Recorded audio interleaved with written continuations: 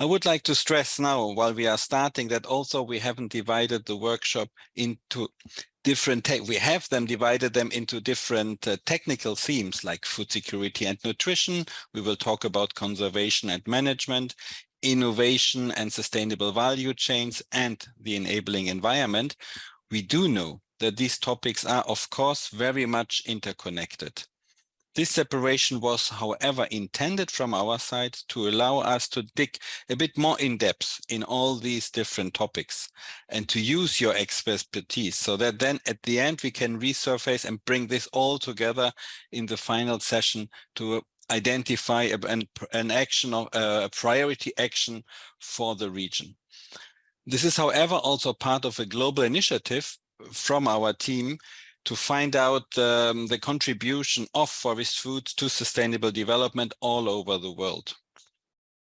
We do this because we believe that this workshop will provide and will guide and strengthen FAO's technical support in response to the request actually we got from our member countries to harness the contribution of forest foods to the transformation of agri-food systems, to feed global and regional and national processes, to make the contribution of forest food systems even more visible, and advocate for policy action for a prioritized agenda. For your information, FAO will organize, for example, in October, the 30th session of the Asia-Pacific Forestry Commission, hosted by Australia, and we plan to share the main results of this workshop also during these sessions. And finally, the workshop supports resource mobilization for the prioritized agenda of action related to a possible initiative on forest food. As you know, this workshop will focus mostly on forest foods or non-wood forest products and wild species. We know from the initial survey results that many of you have already compiled and submitted to us. Thanks a lot for the colleagues who did so, that there is a vast terminology in use, and we will get into this over the next 3 years. We made a choice to focus in particular on plants, fungi, and insects, not because wildlife, so animals, are not important. However, as there is already a lot of attention on wildlife, including at our house in FAO through the Sustainable Wildlife Management Program, which is also implemented all over the world and in Asia. While this workshop is focusing on selected countries, it is our hope to eventually consult with all Asia-Pacific countries in the future. The workshop this week is a stock-taking exercise based on your country interest and FAO experience, and we hope to continue to engage with you and other countries all around the world on the topic. We just had 10 days ago, actually a very successful workshop in Latin America and the Caribbean. And so I would just like to share with you some results on the discussions we had. We did have a discussion on the terminology used, for example, non-wood forest products, non-timber forest products, wild edible plants, and we will hear also in the coming session, what terms are used in the Asia-Pacific region. That's important for us from a global level to get an overview and to enhance communication among member countries and stakeholders. But we also addressed very important and interesting topics. For example, the need for increased information and data on the nutritional attributes of forest foods, the increasing diversity of nutrient-rich foods to improve food security and nutrition, the role of government agencies to promote access to healthy food, including forest foods, the dissemination of good practices on the sustainable harvesting of forest food, in particular in view of climate change and biodiversity loss, and to enhance the contribution of the so-called bio-based economies, or the contribution to a transition to a sustainable bioeconomy. We also discussed the need to involve local communities stronger, indigenous groups and forest communities as the primary beneficiaries of production chains related to forest food, support and strengthening the culture and identity of systems and communities based on forest food, and finally, formalization and strengthening of sustainable value chains. We had a very in-depth discussion, but I don't want to share too much from the workshop now. You will get the report, but we are, of course, now eager to hear from your discussions in Asia and the Pacific. Just to finish, I started my assignment in FAO actually in '99, and my very first assignment was a collaboration with the Regional Community Forestry Training Center, RECOF-TC, with some work in Laos. And it was very interesting from the beginning to see that we always considered non-wood forest products, forest food, as a win-win situation between conservation and development. We have seen an ebb and flow of enthusiasm all over the world on the topic. However, in recent years, the evidence base for our work has actually grown. And I'm delighted that Mr. Wu Zimin is with us because he will talk about this in a second. At the same time, and that is very interesting, that we have here now a link between the discussion on the sustainable forest management and food security and nutrition security, because in the nutrition work, the discussion has been shifted its focus from calories to nutrients, which makes our work on forest food even much more exciting and relevant from a health standpoint. Climate change and biodiversity loss, meanwhile, are having impact across the world, regardless of development status, and more countries are looking at alternative food production systems. Forest foods, which are part of agri-food systems, through the human knowledge accumulated over generations, still embody many of the practices the world seeks to conserve and to upscale below. And I think that is interesting to find good practices to upscale during the discussion today. We will touch upon biological and cultural diversity, natural forest, food security, human health, the cultural connections to land and places, and so on. So a lot of top topics which we will touch upon. I'm very curious about the discussion, looking forward to it. And I would like to thank, of course, all the participants for their commitments to participate in and contribute to the workshop. Obviously, Nara, you mentioned it, our partner, the Korea Forest Service, for their commitment to promote the sustainable forest food systems. And of course, to all the colleagues from FAO, be it in South Korea, in Rome, and of course, in particular, my team. I would like to thank Julia Muir, who prepared the workshop, our colleagues Diego and Clara, and everybody from the team, and of course you, Nara, as the moderator today. And again, I'm looking forward to the discussion and give the floor back to you, Nara. Back to you. Thank you. Thank you so much, Sven, for the very informative and also comprehensive introduction. So now I would like to pass the floor to Mr. Jimin Woo, Director of Forestry Division and FAO Headquarters, for his opening remarks. Mr. Woo, please take the floor. Thank you, Madam Moderator Nara, distinguished participants, ladies and gentlemen. On behalf of FAO, it is my pleasure to welcome you to the workshop on forest food systems and their contribution to food security and nutrition, especially within the context of Asia and the Pacific. The world is navigating multiple interconnected challenges: climate change, accelerated biodiversity loss, and setback in global poverty, hunger, and inequality in decades. The need to urgently transform agri-food system has been described as irrefutable and is critical to multiple global agenda. The figures from FAO latest report on food security and nutrition in Asia and the Pacific can't be ignored. More than 375 million people in this region faced hunger in 2020. More than 1.1 billion did not have access to adequate food.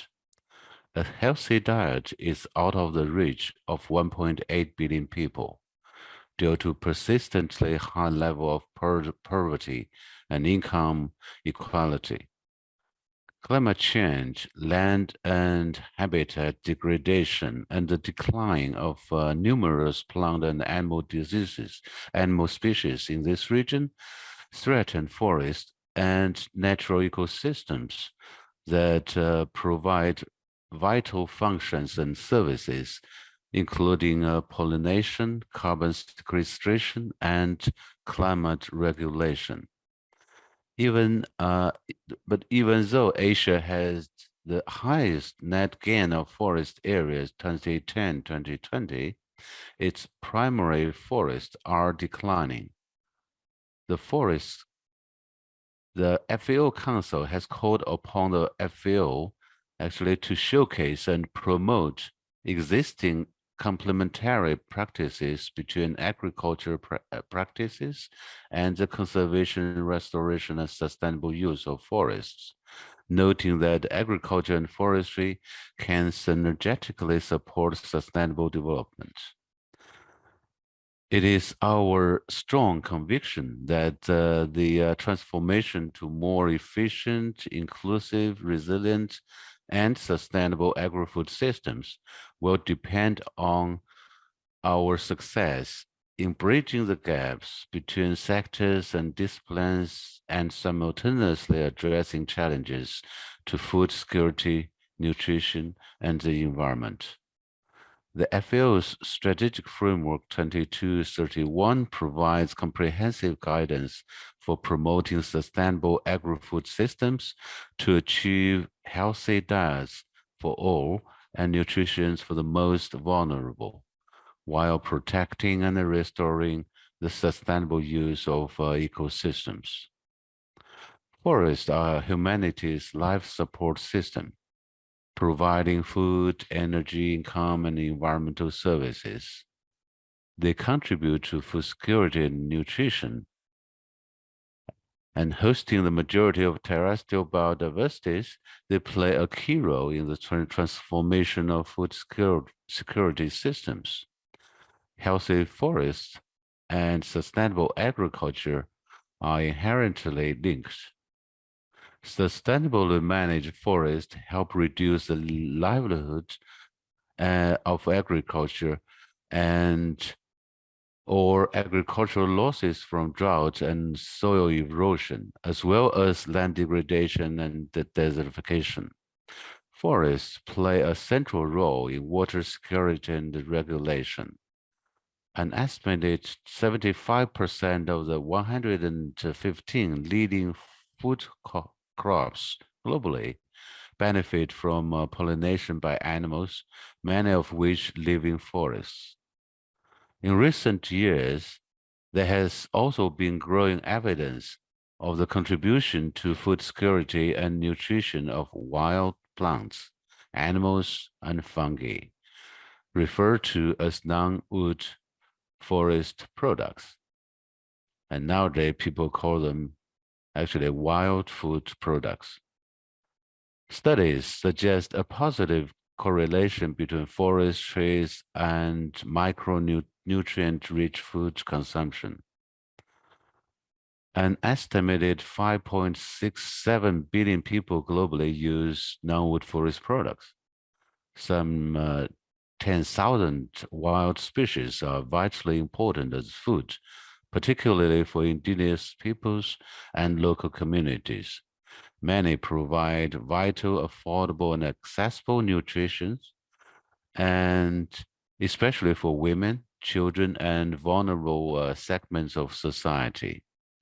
Non-wood forest products provide biological materials that can contribute to emerging bioeconomies, including sustainable food production. In spirit of this evidence, approaches to increasing food production and conserving forests are too often competing. This can and must change. Non-wood forest products and forest food systems can create unique opportunities to enhance linkages between agriculture and forestry, and strengthen coordinated policy responses towards realizing the 2030 Agenda for Sustainable Development, as well as the Paris Agreement, the Decade of Action on Nutrition, and the recent biodiversity and other policy frameworks. Following the request of FAO Committee of Forestry at its 25th and 26th sessions and the FAO Council. FAO is now actively engaging with interested members and partners to scale up its efforts to unlock the full potential of these non-wood forest products and forest food systems. The workshop today is aimed at working with regional stakeholders to identify opportunities, challenges, and regional specific actions to harness this potential. It will focus on forest plants, fungi, and insects, complementing ongoing FAO initiatives such as the Sustainable Wildlife Management Program, which is funded by the European Commission. I thank you in advance for the time, knowledge, and dedication, which I know you will devote to help achieve the objectives of this workshop. Your contribution will allow development of a solid foundation for FAO to support countries in Asia and the Pacific to promote the sustainable use and consumption of non-wood forest products and forest foods, while at the same time contributing to improving nutrition, food security, and livelihoods, as well as biodiversity. Outcomes of this workshop will also serve as very important inputs for the ongoing exercise of developing FAO's framework for forestry between 2024 and 2031. Let me conclude by wishing you a fruitful discussion and a successful workshop. Thank you very much. Back to you, Madam Moderator. Yeah, thank you so much for your warm welcoming and sharing critical facts on the topic, Mr. Wu.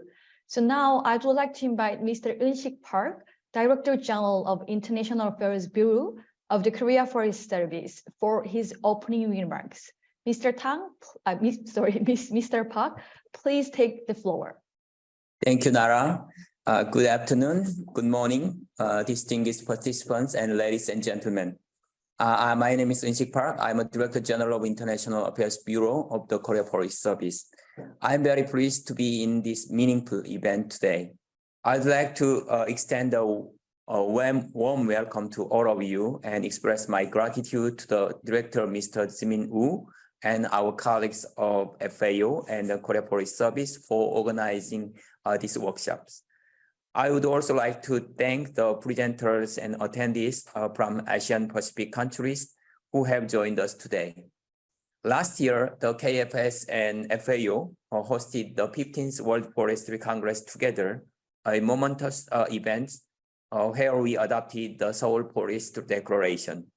This declaration emphasized the importance of and the potential of forest, as well as the needs for global support and investment in their conservation, restoration, and sustainable use. Today's workshop is a continuation of our efforts to translate this commitment into action. This workshop on forest food and non-wood forest product holds great significance as it highlights the value our partnership for sustainable forest management and SDGs. Looking back at history, we can see that before the agricultural era, forest provided humanity with essential sources of nutrition, such as fruit, plants, and mushroom. Even today, forest food remains a vital source of nutrition in many countries that face food scarcity. Also in Korea, a long time ago, during time of famine, the people relied on the root of the herbs and bark of trees for their survival. Even as we have experienced the economic growth, the forests continue to contribute to our well-being in many various ways.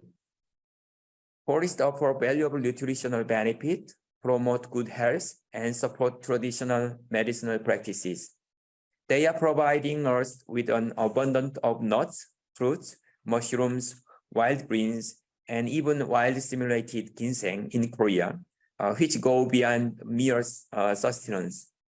Furthermore, this year marks the 50th anniversary of the Korean Reforestation Program. To commemorate this milestone, the Korea has established a year 100 forestry vision that aims to enhance the benefit of forest, As part of this vision, our goal is to expand and promote the utilization of forest food resources, ensuring their sustainable development.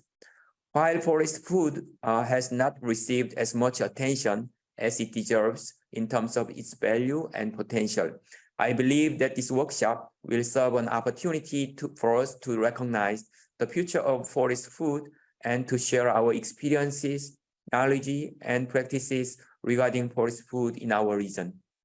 In closing, I'd like to express my gratitude again to the FAO Forestry Division and FAO Partnership and Liaison Office in Korea and the Korea Forest Service for organizing today's events. I hope that over the next 3 days, we will engage in constructive discussions, establish valuable connections, and foster close collaboration for development of the forestry sector in Asian and Pacific region. Thank you very much. Thank you so much, Mr. Park, for your meaningful remarks, even sharing our case experience on the topic. So now I'd like to inform you that Mr. Hyang-Yao Tang, FAO representative of FAO Partnership and Liaison Office in the Republic of Korea, is also with us today. Thank you, Mr. Tang, for joining us. Okay, now it is time for the keynote speech.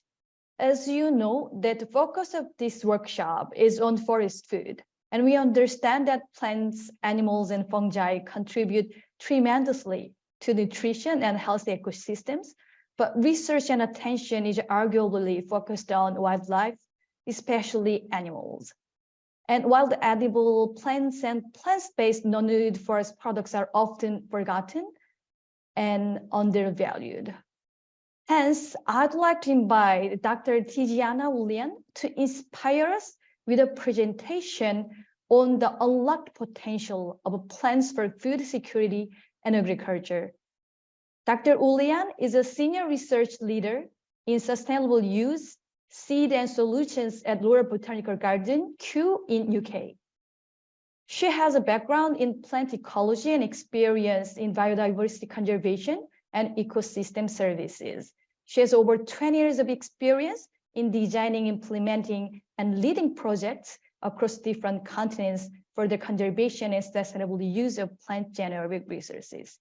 Dr. Ulian, please take the floor when you are ready. Thank you very much, Nara, and nice to meet you all, and really a big pleasure to be here, and thank you for the invitation, the director and all the division of forestry of the FAO and also the Korean delegation. So it really a big pleasure to be here and to be able to share some of our work that we carry out from Kew, but also in collaboration with a lot of other colleagues. So now I'm going to attempt to share my screen. I hope it will work fine. Okay, so, okay.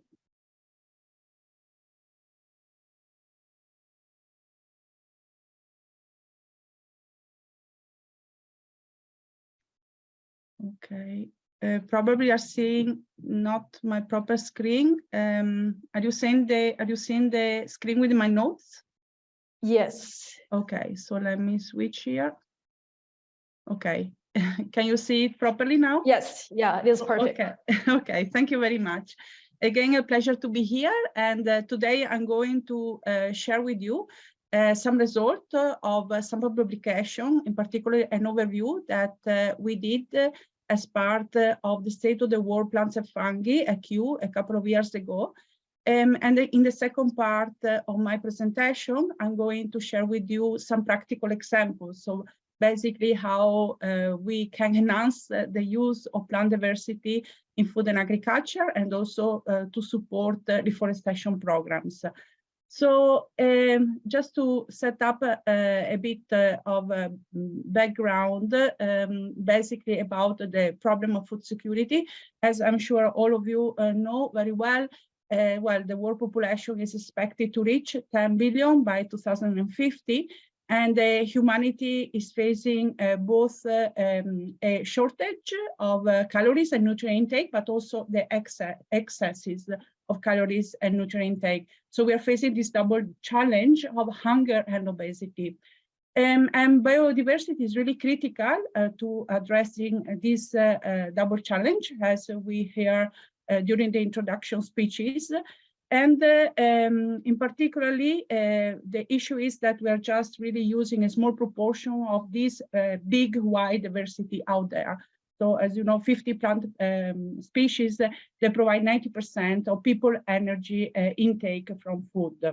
But we have many more species out there. So our starting point in our global review has been initially to compile all the information on the useful plants. Of course, useful plants means a lot of things. And what we did is really select species that at least have one recorded use, basically related to human well-being, but also human benefits. And so we compile more than 40,000 useful plants, and this was really our starting point. And we use this information for our article that I'm going to present in the next few slides about unlocking plant resources to support food security and promote sustainable agriculture. And then I'm going to mention some case studies also from this second article that was led by Teresa Borelli from the Alliance, where really shows different case studies and integrated approach to secure the wild edible plants. So in the review, I'm going to show you the global state of edible plants, and we are going to start with the taxonomic diversity. So what we did is really, after we compile all the information from these data sets, we categorize edible plant species as human food use. And we really found a huge diversity in terms of taxonomic diversity. Some of these families are actually quite common in terms of known for really comprising a lot of food plants, like, for example, the Fabaceae, the beans family, the Araceae, the palms family, the Poaceae, grasses, of course, a lot of cereals are from this family, but also, of course, Malvaceae, like a lot of, for example, the okra, the durian, that, of course, is well known to you, and Asteraceae, so the sunflower and lettuce families. And then we look at the cultural diversity. When I say cultural diversity, is also we consider the other uses. In a way that we shouldn't really take a focus approach on food edible plant, but also we should also look at the other uses. And in fact, we found that 70% of the species are also important as medicines, but also as a material, and they have a lot of other environmental uses. And some of them, of course, they're also important as gene sources, to like a wild relative or major crops for breeding program and animal food as well. So as you can see from this graph on the left of the screen. So then we look at the distribution and conservation of the species. So we found from our studies that we had we could compile more than 7,000 species. And this one were really distributed all along the lower altitude, as you can see on the map here on the right, on my right. So basically, mostly in the tropic, the species are more distributed in the tropic, and while major domestication events are more scattered at mid-latitude, and of course there is another overlap with the Vavilov Center of Domestication of Plant Diversity. We also look at the conservation status. Not, of course, all the species were assessed, and also this is also a gap that we should address in the future. So around 2,000 species were assessed, and 2,034 food plant species are considered threatened. Of course, again, a gap there to enhance the conservation assessment about these species. Some of the species that were assessed were also conserved, both as living collection, for example, in Botanic Garden, but also as seeds, such as the Millennium Seed Bank, where I work in the UK.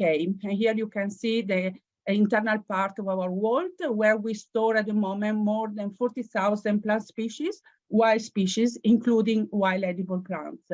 And here I'm sharing with you a more really recent publication just being accepted for publication from Biodiversity and Conservation, where we look at the collection that we have at the Millennium Seed Bank storing wild edible plants. And here we found that we have been able to store over 3,000 food plant species. And of course, many more can be stored. So another gap to address in the future. Not only, of course, the conservation of crops and the varieties of crops, but also of wild edible plants. They really produce these other benefits, of course, as well as supporting food security.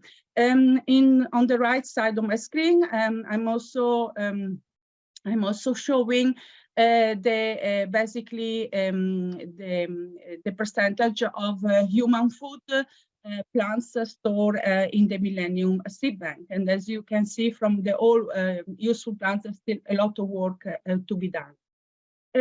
I'm also showing you here, always from our publication, also where these human food plants come from. And you can see that there is really high proportion of human food plants in the different biomes, including a lot of the forest.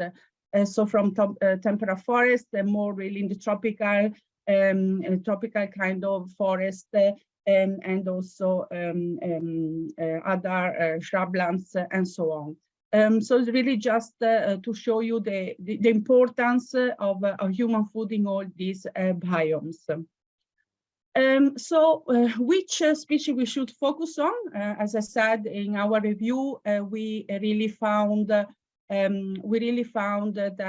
we had more than 7,000 species. So which one to focus on? Here are some examples from Africa, the Morama bean and the fonio, and then akub, that is really an important wild edible plant, reaching a lot of micronutrients from the Middle East, and the pandanus that, of course, you know, you're more familiar with in Asia.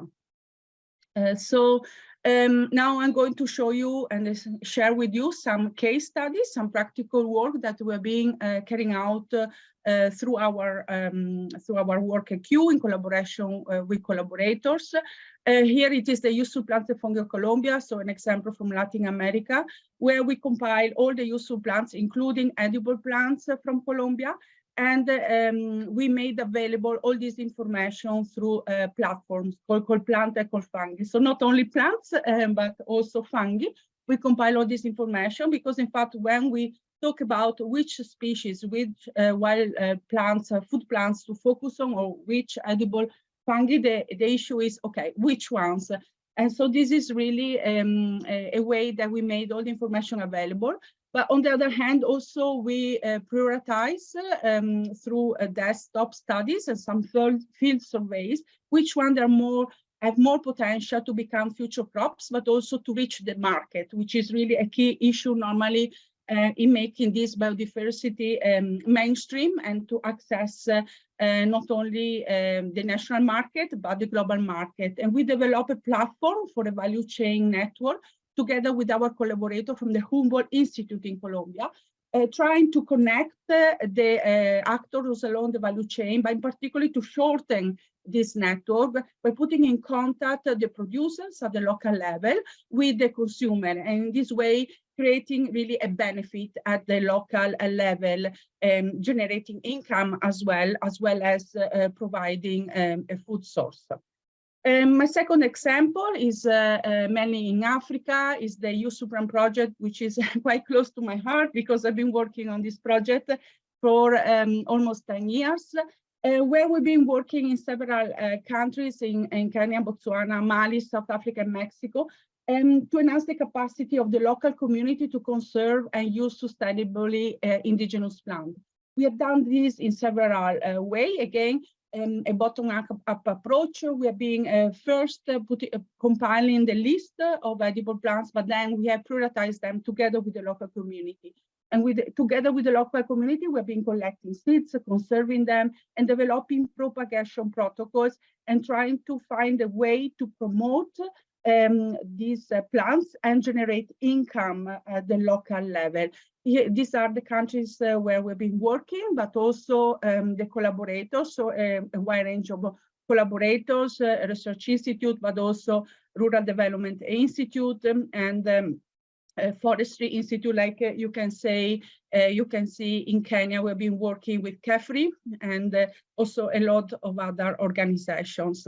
And what we did is really come up with the priority species from each country, again, a bottom-up approach, selecting the most important with the local community and together with our collaborators. And one, for example, of the constraint normally to bring wild edible plants into cultivation is that there is not much information available. So, for example, there is not information on how to manage the seeds, how to conserve the seeds, how to propagate. And that's what we did in this book, Wild Plants for a Sustainable Future, where we have been selecting 110 plant species, and we developed a propagation protocol that they go through the different steps of conservation of the seed to the cultivation. So we included here the propagation protocols and different information on the other uses of the species, and of course verify as well the taxonomy. Sometimes there is a lot of confusion about, of course, different scientific name corresponding to one species, common name, or all the way around. My second example is from Jordan and Lebanon. So here we are working with the Shuf. We are still working with the Shuf Biosphere Reserve and NARC. And what we've been doing, again, trying to understand which are these important wild edible plants and the associated traditional knowledge in order to conserve this information and the plant material. But also we are carrying out research on the impact of climate change on the reproduction from the seeds. So through seed germination studies. We're identifying key nutritional and other bioactive molecules in order to really understand the health benefits, not just, of course, the food component, but also as a medicine or other micronutrients that the species have that are beneficial for us. As well, we are developing propagation protocols. And the final objective is really to use the wild edible plants to cultivate them and to support the restoration of the Mediterranean agricultural landscapes that you can see here in the picture on the left, like traditional terraces and orchards.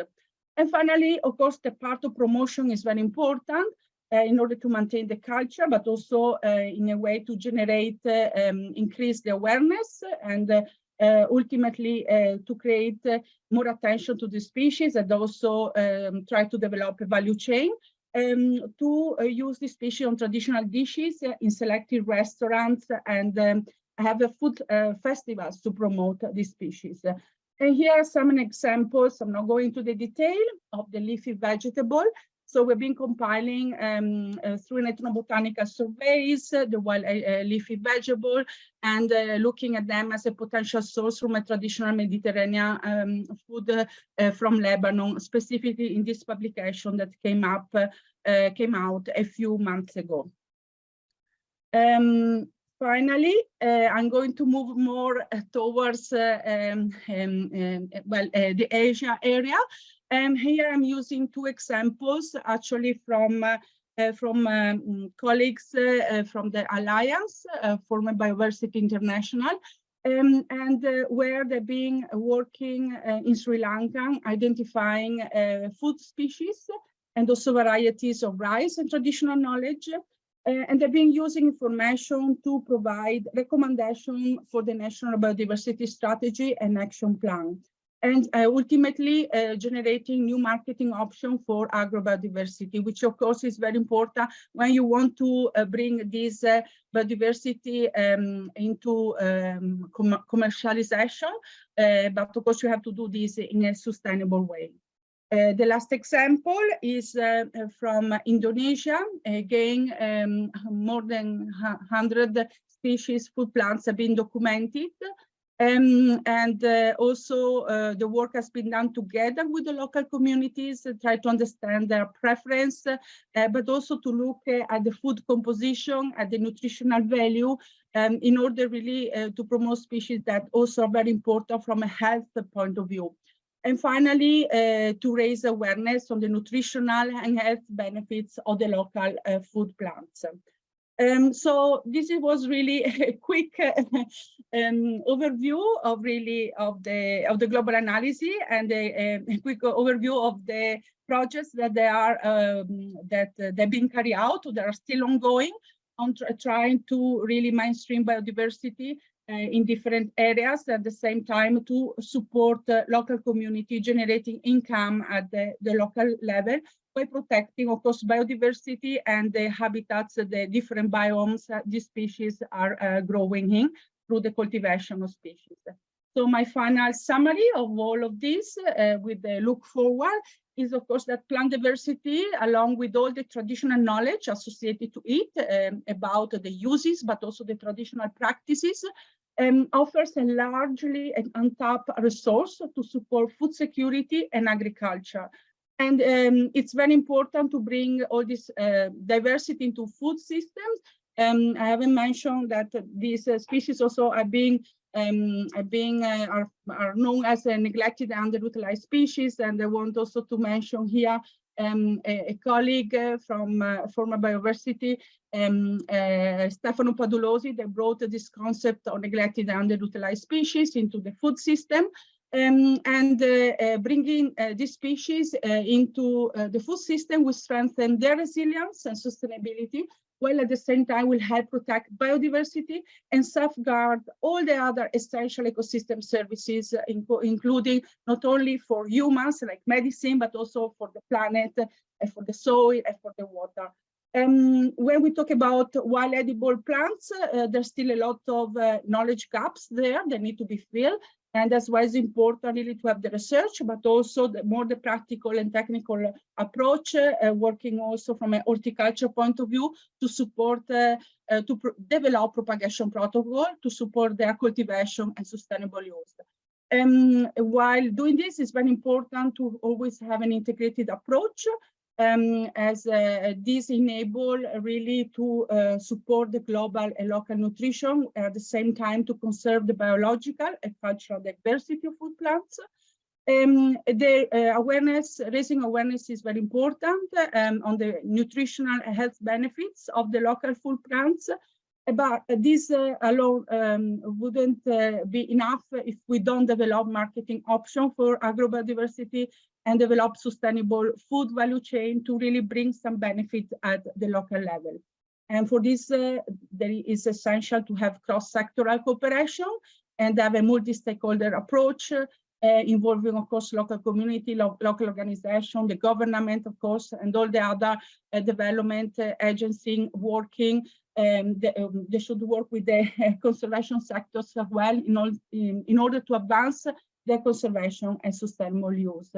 And with this, I finish my presentation. And if you want to know more about it, I've left here my contact details like you. And at the moment, I'm at the University of Turin in Italy as a visiting professor. So again, thank you very much, and a big pleasure to be able to share all this information with you. Thank you.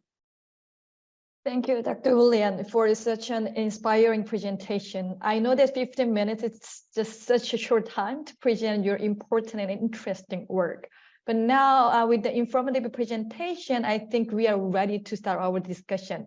So dear participants, please leave your questions in the chat room. I already saw that like some of the questions are already put in there.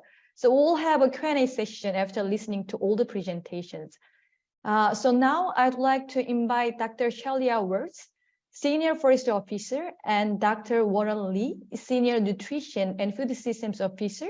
Both are with FAO Regional Office for Asia and the Pacific, for an overview of forestry, food security, and nutrition issues in the regional context. Please, Celia, take the floor. Yes, good morning. I hope you can hear me. Yeah. Excellent. It is a pleasure to be here with you. My name is Shaila Wertz-Kanunikov. I'm the Senior Forestry Officer here in the Regional Office in Bangkok and also the Secretary of the Asia Pacific Forestry Commission. So I will briefly recall the overall trends and issues shaping this region's forest. Now, as mentioned already, the Asia-Pacific region has witnessed a net gain in forest area over the past 30 years, largely due to significant afforestation in a few countries. And the total forest area now covers about 18% of the global forest area. And a large proportion is, of course, the growth of planted forest. And the region now covers almost 46% of the world's planted forests, and of which almost 60% are plantation forest. This growth, however, masks ongoing forest loss, particularly where primary forests are replaced by agriculture or tree plantations. And in fact, primary forests account for less than 20% in the region's forest area, which is much lower than the global average of 32%. So I think this is very important to keep in mind as we talk about non-wood forest products as well. Indeed, despite increasing trends in forests in protected areas and under sustainable management plans, all this data comes from the Global Forest Resources Assessment, many forests in the region continue to face deforestation and forest degradation, affecting the provision of forest ecosystem services. At the same time, as part of the forest context, it is important to highlight that plant-based non-wood forest products play an important role in the region. Just to cite some data, over 90% of rural households in Asia are estimated to use non-wood forest products. According to the Intergovernmental Science Policy Platform on Biodiversity and Ecosystem Services, wild species contribute to 20% of household income in Asia. Plant-based non-wood forest products are increasingly vital to the region's growing bioeconomies, providing sustainable food and agriculture sources. And plant-based non-wood forest products can provide income for those who sell or trade them. And in Southeast Asia, it is estimated that over 100 million people derive their income and livelihood from plant-based non-wood forest products, such as rattan and bamboo. And there are other examples that one could highlight, but I will not do now in the interest of time. Coming to emerging threats and challenges. Now, first, we do observe big shifts in forest value chains. Now, in response to rapid population growth and urbanization, booming economies and globalization, the region has become a major producer, consumer, and exporter of wood products. Industrial roundwood production has grown, but demand for timber is rising faster, widening the timber supply gap and highlighting the need for sustainable wood supply. At the same time, there's also a growing emphasis on diversification of forest-related incomes with a focus on non-wood forest products, ecotourism, and other forest ecosystem services. In terms of environmental concerns, uncontrolled deforestation and degradation driven by factors like unsustainable agriculture, illegal logging, and urbanization compound water scarcity and increased forest fire frequency, thereby posing serious threats to forest health, community water resources, biodiversity, and the carbon storage capacity of forests. And despite signals of improved forest governance in the region, many indigenous peoples and local communities still face huge challenges in the face of development, marginalization, land loss, and conflict. And these relate to protected areas, land grabbing, tenure, and benefit sharing, among others. And given the region's high population density and limited land availability, inclusive approaches are a prerequisite to the forest sector and agri-food system transformation in Asia. So this just to give you a bit of background in the context we are working in. Now, in view of all these challenges above, and this is my last slide, forestry-related priorities for the region include, first, the need to further promote the effective implementation of sustainable forest management to maintain forest health, climate and biodiversity benefits, and to increase the long-term economic value of forests and forest ecosystem services. Efforts towards forest and landscape restoration and community forestry can further augment these benefits, including by conserving or adding trees on the right place in forest agricultural landscapes to provide additional ecosystem services in support of agri-food system transformation. Development of sustainable forestry value chains can ensure the economic gains are equitably distributed and have long-lasting impacts, and promising examples are emerging. Second, given this workshop, non-wood forest products represent a significant opportunity for economic development, diversification, and resilience. And demand is rising, as we see in many field projects in the region. At the same time, to fully seize the opportunities provided by non-wood forest products, we see that reliable data on non-wood forest products are critical for guiding policy and market development to ensure sustainability and maximize benefits to local communities.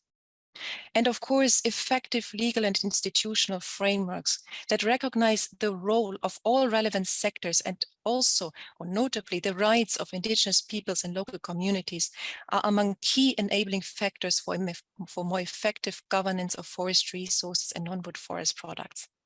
And this also includes recalling and harnessing the value of traditional knowledge and practices that have proven to be sustainable and beneficial for forest ecosystems. And incorporating technological advancements such as remote sensing and GIS and others can further contribute to informed decision-making, efficient monitoring, and effective regulation enforcement. In conclusion, I would like to mention also that the recently adopted Kunming-Montreal Global Biodiversity Framework provides a unique or an additional opportunity to strengthen the conservation and sustainable use of non-wood forest products and further advance coordination of activities in policy change processes. And in this region, the Asia-Pacific Forestry Commission, which, as was mentioned already, will hold its next session in October this year, hosted by the Australian government, offers another regional forum to continue the technical and policy exchange on the subject. Thank you very much.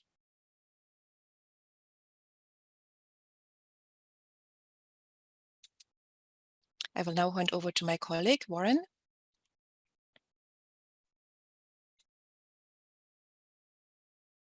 Okay, thank you, Sheila. So let me share my screen.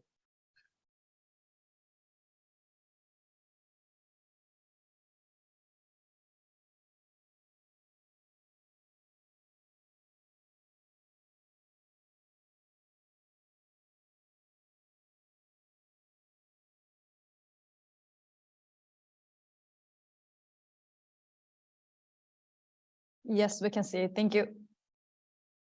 Okay, can you see my full screen? Now, yeah, but now it's the presenter's mode.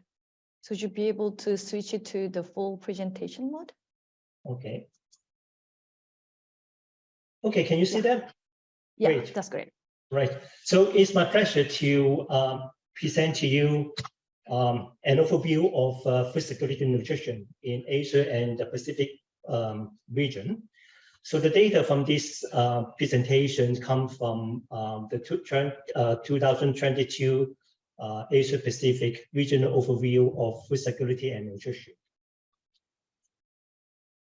In terms of hunger or undernourishment reduction in Asia and Pacific during the year of 2020 to 21, this slide shows you the prevalence of undernourishment in the world. Here. Yeah, and also the preference of undernourishment in Asia and the Pacific. And this let me use the laser pointer. Okay, so this line shows you the preference of the number of undernourished people in Asia and the Pacific. So over the year of 2020 to 2021. There has been a slow progress in hunger reduction in Asia and the Pacific. There has been an increase in 26 million hungry people in this period, totaling to 396 million hungry people in the year of 2021, of which 93.7% of these people live in Southern Asia. And hunger is exacerbated by the impacts of COVID-19 pandemic, the Ukraine war, and also complicated by climate change in this region. And this leads to unaffordability of healthy diets in the region. This slide shows you the preference of undernourishment in Asian Pacific region. It shows you that countries have the highest preference of undernourishment are from the Democratic People's Republic of Korea or North Korea, Papua New Guinea, Solomon Islands, Timor-Leste, and also Afghanistan. Next slide. So in terms of malnutrition situation in this region, this slide shows you the stunting in under 5-year-old children. And stunting, in fact, in children is a reflection of chronic malnutrition. In this region, 22.9% of children, or 74.8 million children, are stunted. That means over 50% of the global stunted children are living in Asia and the Pacific. So we have a very large number of stunted children living in this region that we need to take appropriate actions. 10 nations in the Asia and Pacific region have a very high preference of stunting, which is above 30%. So you can see this bar. All the countries on the right-hand side, like Papua New Guinea,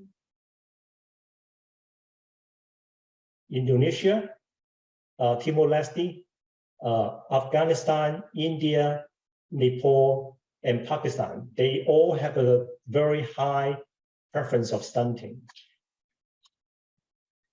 Regarding wasting in under 5-year-old children in Asia, wasting is defined as the low waist for height, which is a reflection of acute malnutrition in children.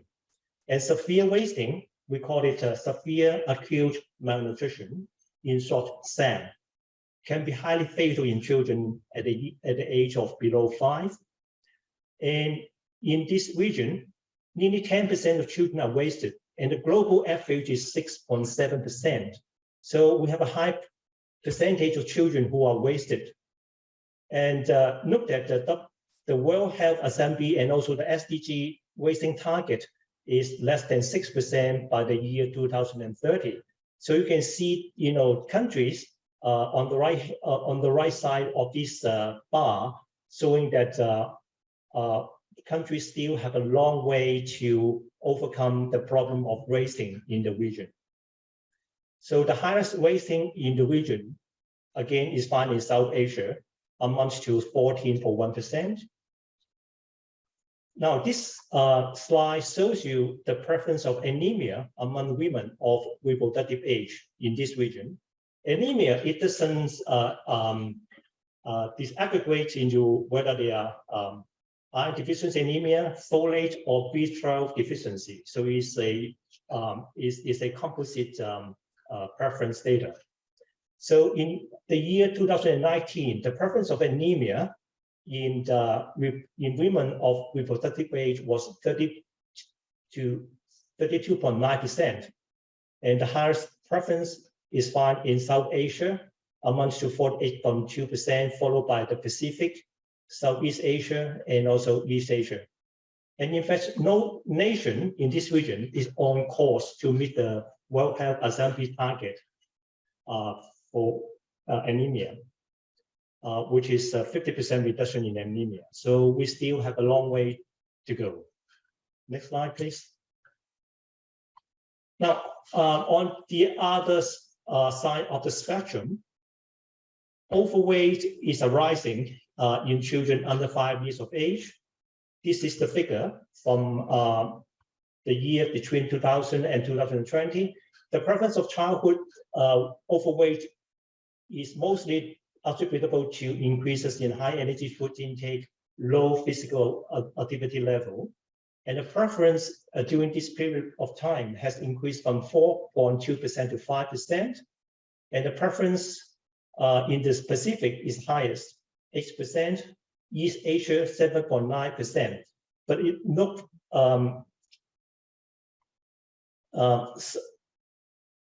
studying is that the biggest increment in childhood overweight is found in Southeast Asia. The preference doubled from 3.7% to 7.5% in this 20 years period.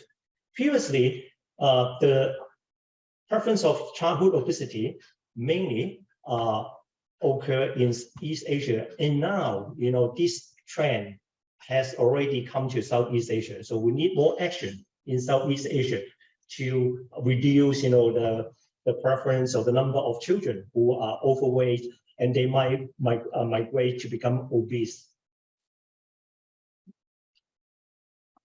In terms of adult obesity, it's also rising in Southeast Asia in the year between 2000 and 2016, and the prevalence of adult obesity increases in all countries from 2%, 2.6% in the year 2000 to 6.1% in the year 2016, and the highest preference is found in the Pacific region, amounts to 23.6%, followed by Southeast Asia, East Asia, and the lowest preference of adult obesity is found in South Asia. It's only 5.4%.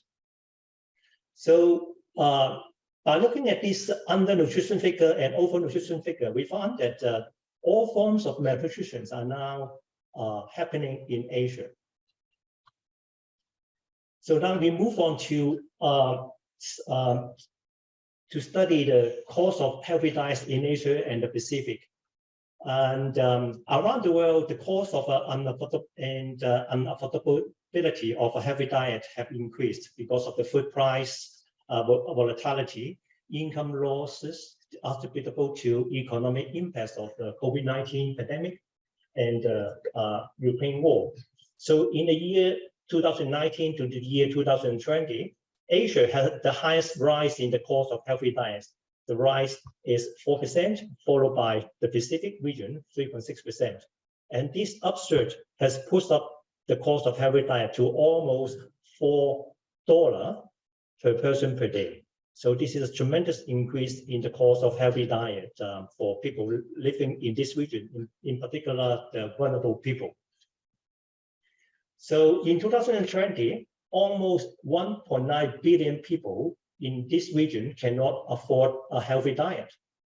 And during the period of 2019 to 2020, there was an increase in 78 million people in this region who cannot afford a healthy diet. So healthy diet underpins good health and nutrition, and poor diet quality is associated with all forms of nutrition, like I mentioned earlier, stunting, wasting, micronutrient deficiency, like vitamin A, like iron, overweight, and obesity, and etc. As a result, the cost and unaffordability of a healthy diet have exacerbated the already deteriorating food security and nutrition of vulnerable people in this region. You can see that these are the countries with the highest percentage of unaffordability to a healthy diet, like Mongolia, Fiji, Indonesia, Laos, PDL, Myanmar, Philippines, Bangladesh, India, Nepal, Pakistan.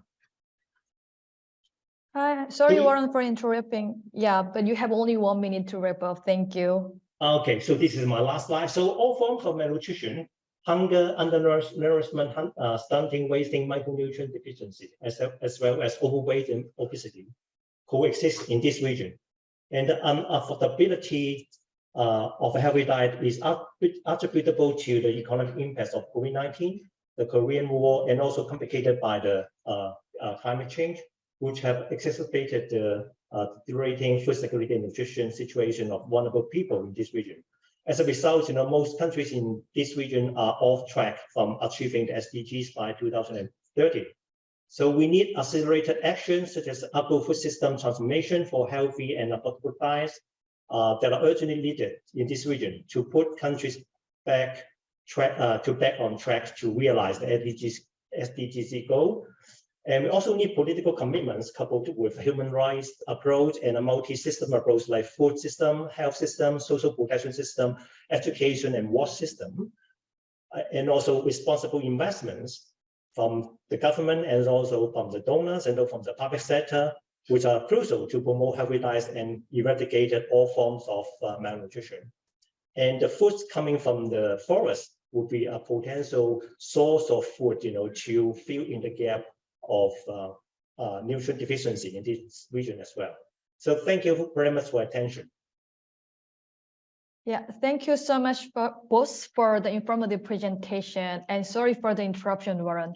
Okay, it was indeed a great opportunity for us to have a better understanding on the issues in the regional context. So now actually we will now kick off our panel discussion.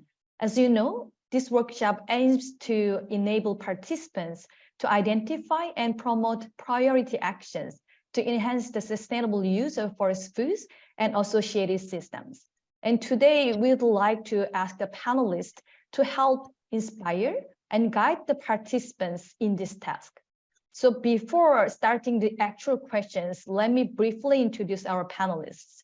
Unfortunately, some of the panelists had some urgent issues and were not able to join us. And I'd like to ask for your kind understanding on that. So now we are joined by three distinguished panelists. Dr. Imelda Adepa, Director of Department of Science and Technology at Food and Nutrition Research Institute in the Philippines. Ms. Rata Muta, representing the Ministry of Primary Industries of New Zealand. And Dr. Jessica Raneri, Senior Nutrition Sensitive Agriculture Advisor to the Australian Centre for International Agricultural Research and the Department of Foreign Affairs and Trade. Okay, now actually I will give about 3 minutes to each panelist. So, but the questions are exactly the same to all the panelists, divided into 2 different rounds. So I would highly appreciate it if you could take turns to share your answers to the questions. So let me start with the first question. The forest foods, sometimes referred to as non-wood forest products or wild or underutilized species, are rich in micronutrients and contribute to dietary quality and provide essential nutrients, especially for women, children, and vulnerable segments of the society. And forests also contribute to key ecosystem services to agriculture, yet their role in food system is often undervalued. So in your view, can forests and forest food contribute to food system transformation? And if so, how? We'd highly appreciate it if you could use some specific examples from your region or from your country to help our understanding. So if I may, I'd love to start with Dr. Adepa, please. Yes, thank you so much, and pleasant day to everyone. Yes, forest and forest products contribute to food system transformation because forest and forest foods protect biodiversity and mitigate climate change through carbon sequestration. In addition, forest foods provide nutrient-rich food, incomes to food security, serves as ecosystem services for food production, and add resilience to food systems.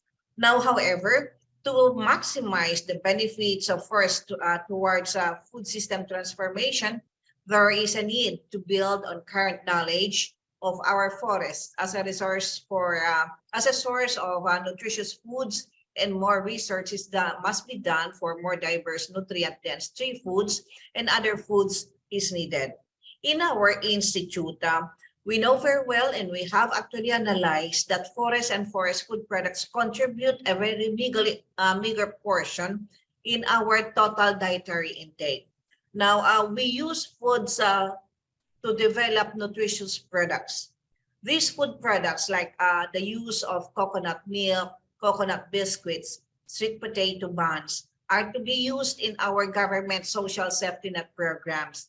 And it is actually ongoing, wherein our buns or sweet potato buns are used in our supplementary feeding programs. We have developed easy-to-follow nutritious cheap recipes from our neglected indigenous wild plants commonly found in our forest and wild environment, just so to actually utilize this and contribute to the nutrient density of our foods. Our developed recipes on the use of climate-smart indigenous vegetables are already used by our Department of Education in supplementary feeding programs. I think that's all what I can share with you now, and more will be tackled maybe in my presentation this afternoon. Thank you. Thank you so much. And now I would like to give the floor to Ms. Muda, please.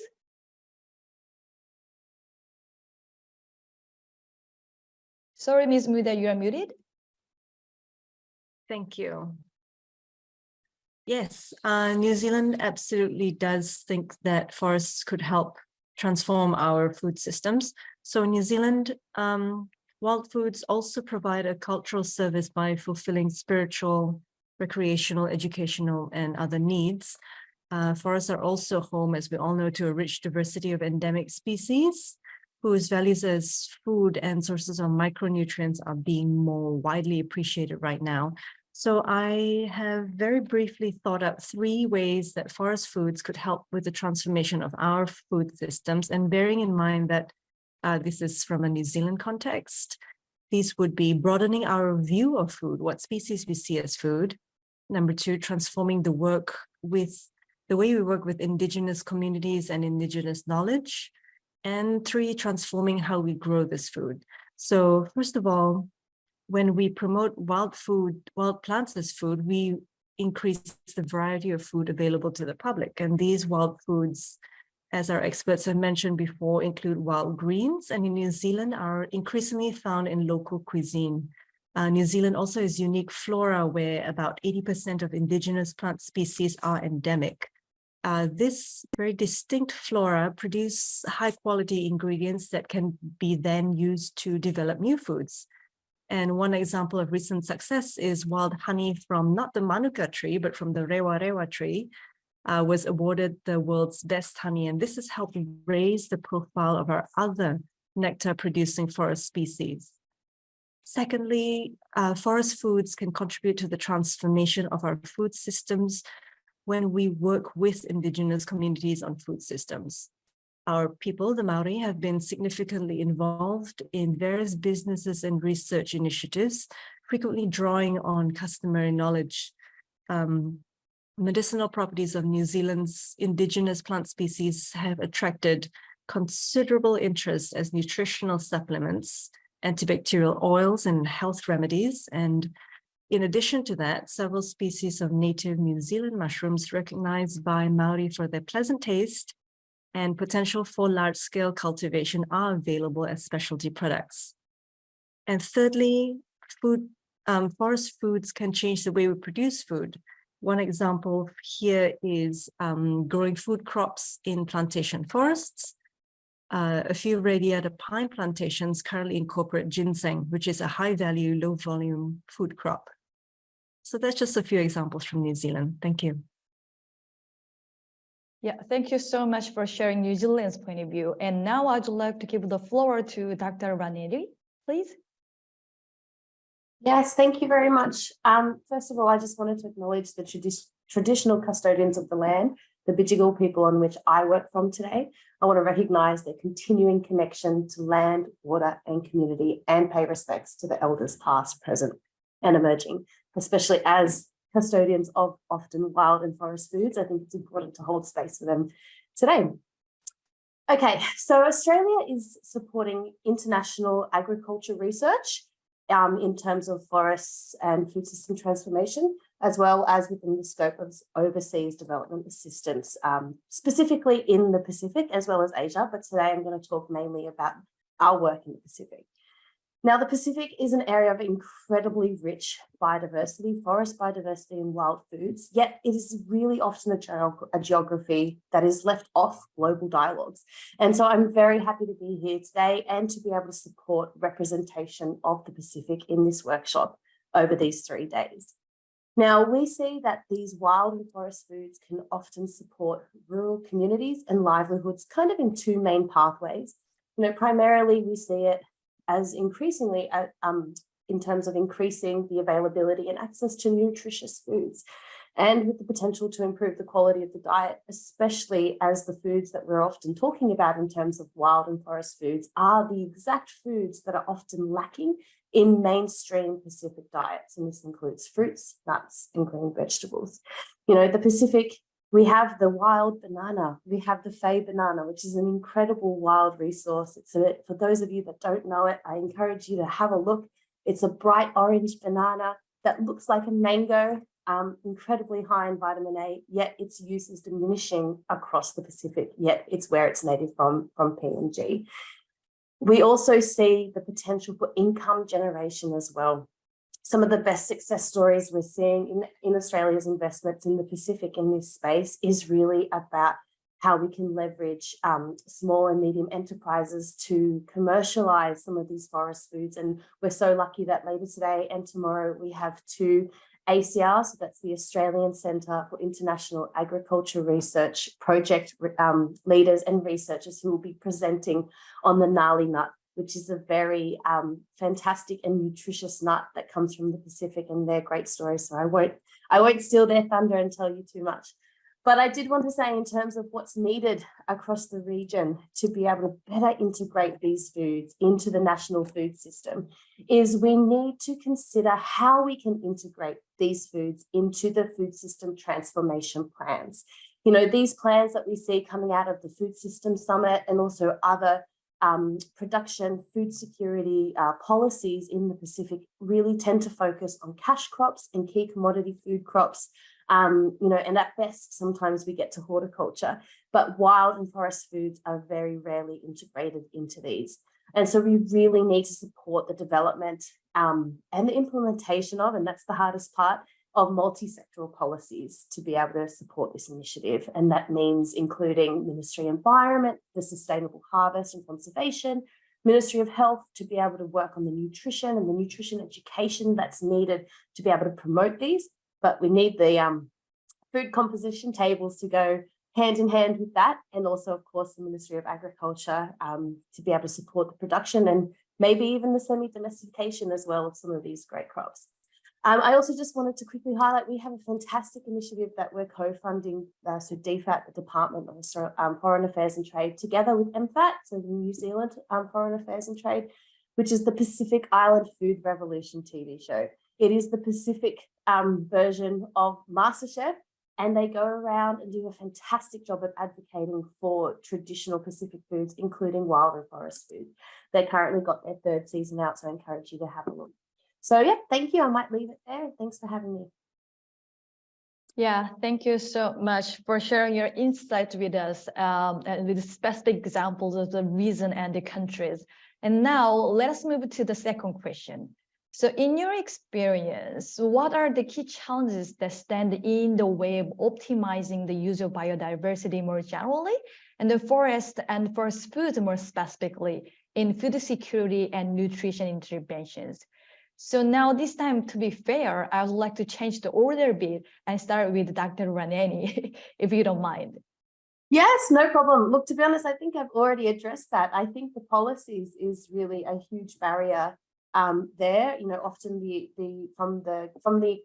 from the national perspective of being able to really support the integration of these foods, it's these policies and the implementation plans there. But to be able to get these foods into these policies, we really need a strong evidence base to do so.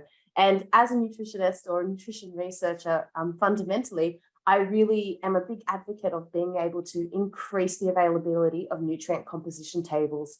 You know, once we're able to empirically say, hey, these traditional foods that we've had available to us that are now completely falling out of favor are so rich in A, B, C, D, you know, whatever they are, and we can communicate and explain to both consumers, producers, or those that are harvesting, as well, or of course, as the government, who are then able to understand the importance of sustainably utilizing these resources. I think I might wrap it up and hand it on from there. Thank you. Yeah, thank you. So now it's time for Ms. Muda, please. Thank you. For New Zealand, the main barriers to accessing wild foods are at several levels. So like Dr. Ranieri mentioned earlier, These are related to policy issues about, for example, permit requirements, quantity restrictions, or prohibitions. These barriers can also be aside from national at a local level. So if a site has been contaminated or depleted or privatized, that also prevents public access to the land to gather the resource. It can also be on a personal level, barriers to accessing wild foods could be related to the lack of equipment, the lack of knowledge, and this includes knowledge of the nutritional value as well, and the ability to even travel to the site. So if the community is unable to access the site physically, then that's a challenge that stands in the way of using the biodiversity. I also want to highlight that, as Dr. Ulian mentioned earlier, the creation of a value chain network for non-wood forest products is also a challenge that we're seeing. Thank you. Yeah, now I'd love to give the floor to Dr. Adepa, please. Yeah, thank you so much. Actually, apart from those mentioned, I have also listed 4 key challenges to optimize its use. First is the unsustained supply of forest or wild foods as sources of nutrient-dense foods because of degrading biodiversity. Now, number 2 is a changing food environment landscape from traditional to modern mode, wherein food acquisition is actually more on the supermarkets already. Third is the behavior change modification on the use of forest or wild foods through different channels. How are we going to actually develop these messages in order to convey a clear message to our audience? And fourth is the less research on wild and forest food products or foods. Now, with regards to the unsustained supply of forest foods as sources of nutrient-dense foods, the high rate of deforestation in our country appears to be contributing to rising rates of poverty, outmigration, and social conflicts. Now, today, we only have 7 million hectares of forest exist, far from the ideal of 15 million. There is a rapid land conversion from agricultural to residential land, which could be due to rapid urbanization, population growth, and commercialization. And the changing food environment landscape from the traditional to modern mode that's actually going more to the supermarkets because of urbanization. And people really acquire their food more on the supermarkets. There is an increasing outlets for convenience stores, no? And this lessens the avenue for the trade of forest foods in the mainstream diet of the population. Behavior change. Now, another side of increasing the consumption of wild foods is on implementing interventions that create awareness among the population of the importance of increasing dietary diversity and patronizing wild and indigenous foods gathered and produced through sustainable food production. And we must create policies on the awareness of the consumption of local and diversified foods. Now, with regards to less research on wild food and forest products, there's actually very nil or scarce researches being done on wild foods and forest products, with only few published in the last century. So I think more knowledge or more efforts must be done to actually do more on this kind of researches in the future. Thank you so much. Yeah, thank you so much. Well, thanks to our distinguished panelists' valuable contributions, we have already gone through like all the topics that we would like to cover in the next couple of days. And thank you so much for capturing the important messages in such a short time. I can't wait to listen to your presentations to learn more about the inspiring examples and your insightful ideas. Okay, thank you again for our distinguished panelists for your contribution. So now we have only just a few minutes for the Q&A session. So I'd love to actually open the floor to raise your hand if you have any questions. But due to time limits, I might just take only 2 different questions. So while actually we are waiting for people to raise their questions, if they have any questions, but if not, I would like to actually invite Elias Daniman from FAO rep, because he's been putting lots of questions in the chat room. So Elias, if you are there and if you are able to, sorry, I just cannot see everyone's faces here. But yeah, Elias, if you are ready, would you like to take the floor and ask just one question? Yeah, no, I already put several questions, so I think they can be answered in the chat. The only question I have is about the value chain of these existing, forest foods. Basically, a lot of food is being wasted in the process. For example, pine nuts and mushrooms and several things. So how the panelists view that, how best we can improve these value chains, and especially for these indigenous and local communities, how we can help them to really use these resources without being wasted, especially by training them on aggregation as well as processing. Over. Yeah, thank you so much for raising the important question about the value chain issues. Dr. Raneri and Ms. Muda and Dr. Adepa, please feel free to take the floor if you'd like to address the question. Thank you. Can I do it first? Okay. Yes, in the please. Philippines, actually, mushroom production is already propagated by small-scale farmers. This is being assisted by the Department of Science and Technology, Philippine Council for Research, Agricultural Research. And for the value chain, yes, we have still a problem, because since there are some areas propagate this, it's very difficult actually to reach to other areas that are not propagating. It's just because of the problem of delivery mechanisms. So, and also mushrooms have a shorter lifespan. So that means also it needs a spatial storage for it to be transferred from one area to another. Thank you.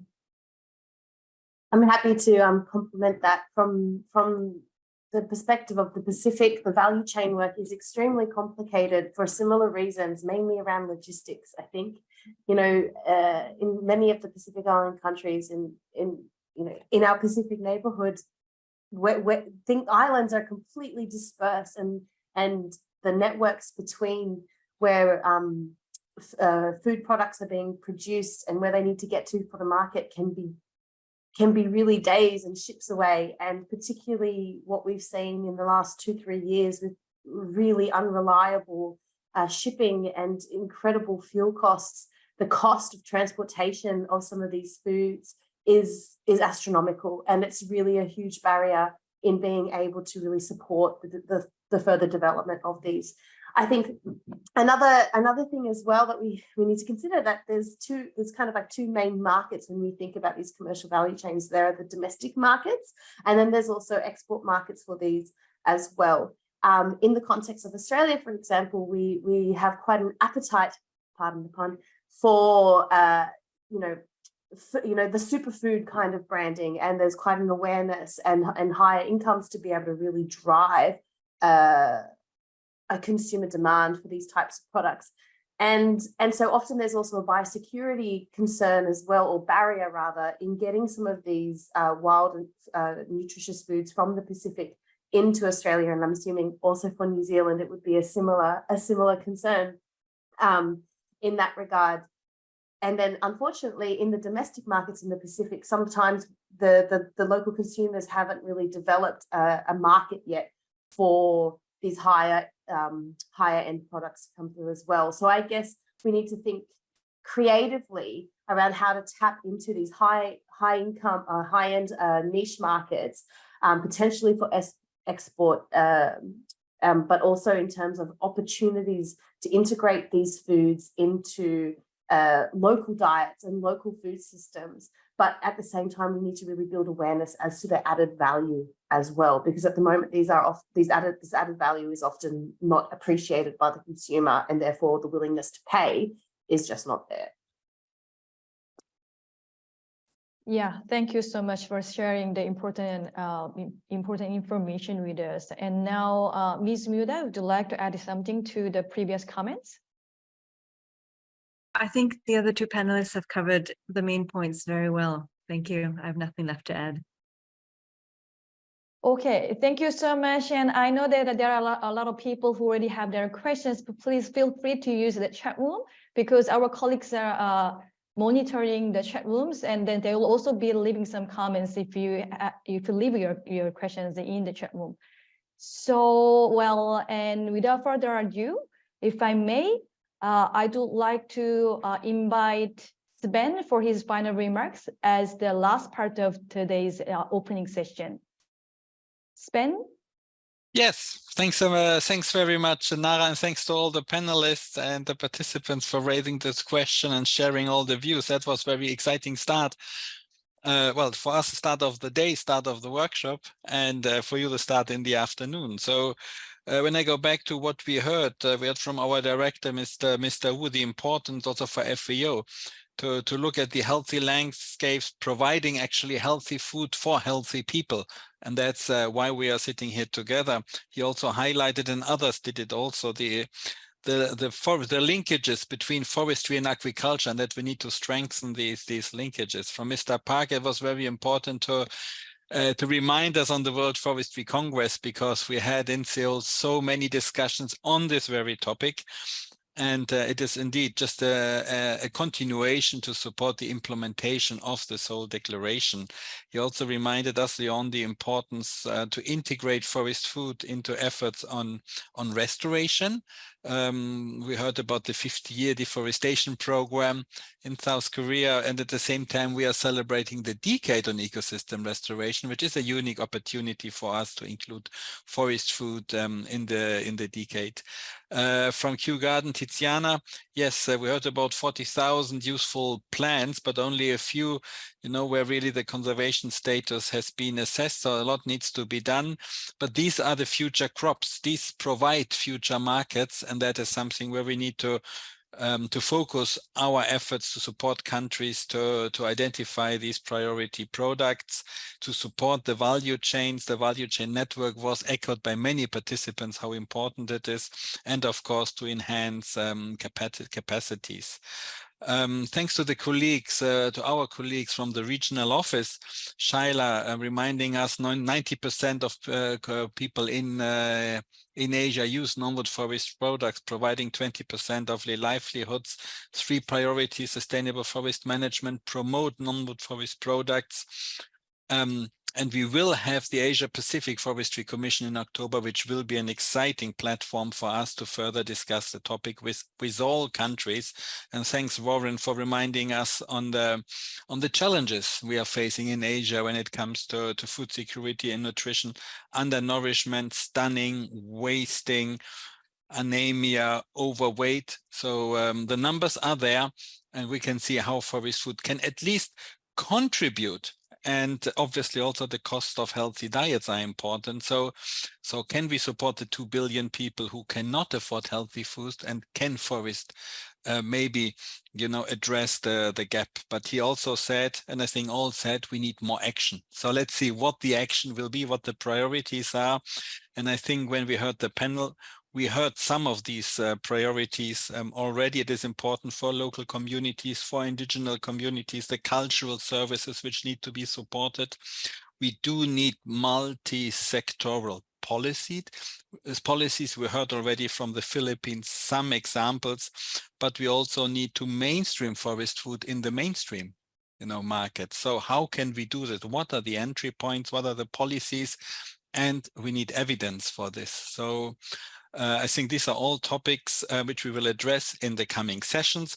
Also, in particular, looking at the value chains. We heard about the domestic, the international value chains for the export markets. So let's look into this, more in detail in the coming sessions. But again, thanks a lot to all participants for all the points raised, which again is the starting point to our discussion in the coming 3 days. Thanks to all, and back to you, Nara. Yeah, thank you everyone for your attention and participation in this afternoon or your morning. And let us have a shorter break and resume at 3 o'clock Korean time, which is about 20 minutes for the session on food security and nutrition. Thank you. Thank you very much. See you later. Bye-bye.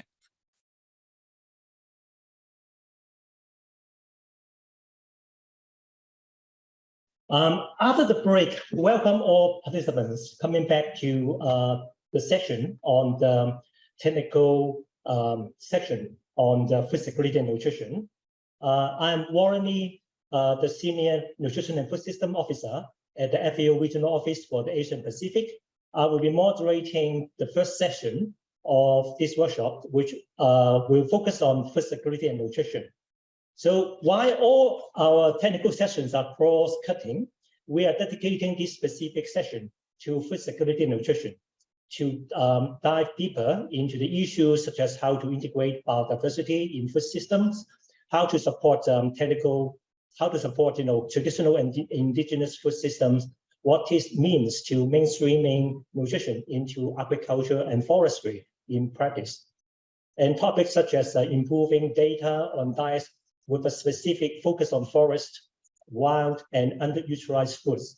So this session would be recorded, and I would like to pass the floor to Julia and Stephen for their input into a brief introduction to the objectives of this session and the results of the questionnaire, of which many of us have already contributed to. So Stephen and Julia, the floor is yours. Okay, thank you very much, Warren, and welcome again. Welcome back to colleagues for the first technical session, now looking into the food security and nutrition aspects to it.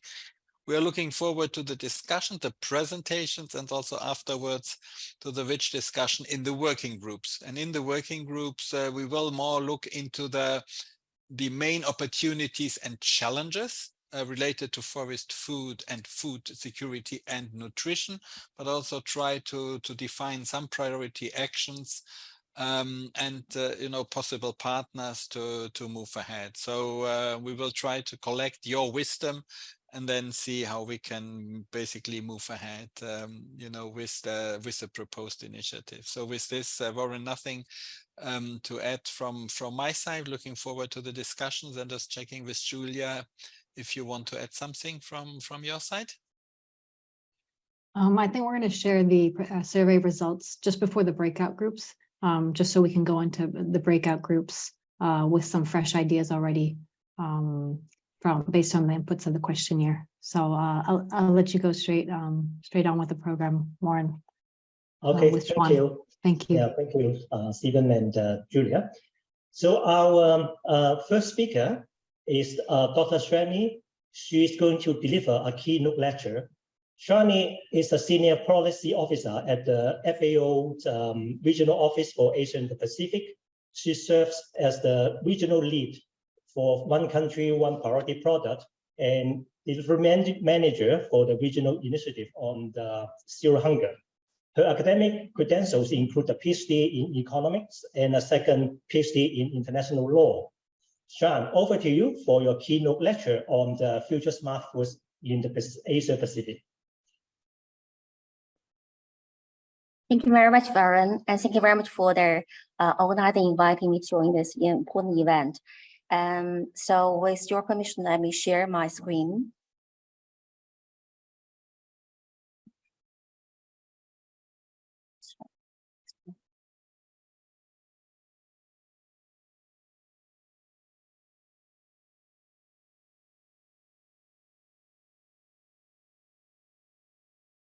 Can you see my screen?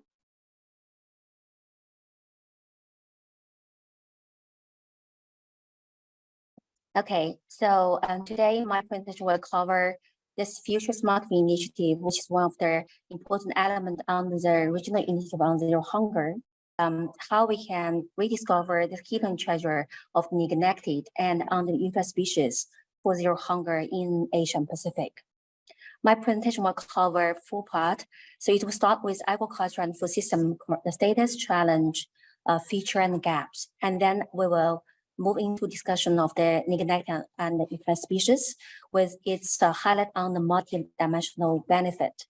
And then we will present the initiative in the regional office for Asian Pacific on the future smart food, how we can harness the potentials of the news for zero hunger, and then I'll conclude. So let's start with the agriculture and food systems, challenge, features, and gaps.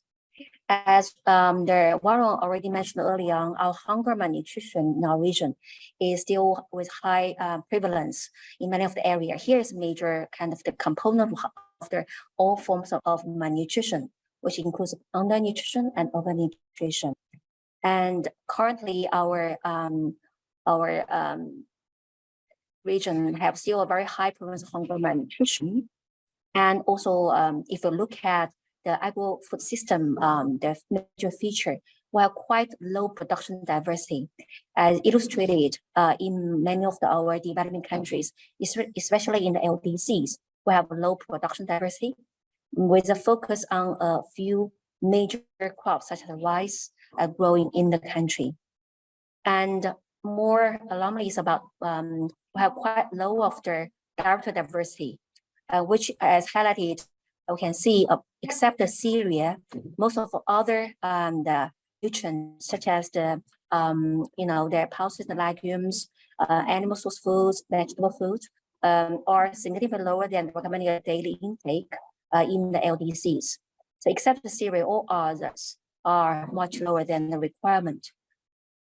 And if you look at the correlation between the malnutrition, dietary diversity, and production diversity, it's very important to bear in mind lack of the agricultural diversification will lead to a high prevalence of hunger malnutrition, which means if we continue to have such a high, low dietary diversity, we can never reach the hunger and malnutrition. Therefore, given by these major gaps on the production and the nutrition, looking ahead, well, there is a requirement of doubling yield in 2050, which means we have to increase our annual production growth with at least of more than 1.7%. But in terms of their major their stable crops that are lower than this level, we can never reach out or bridge the gaps on production given by the current rate.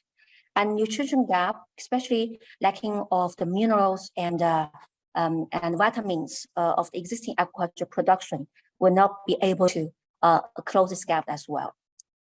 Given by both sides, it means we have to have paradigm shift on the agro-food system transformation. Otherwise, we'll never be able to achieve the zero hunger target in practice.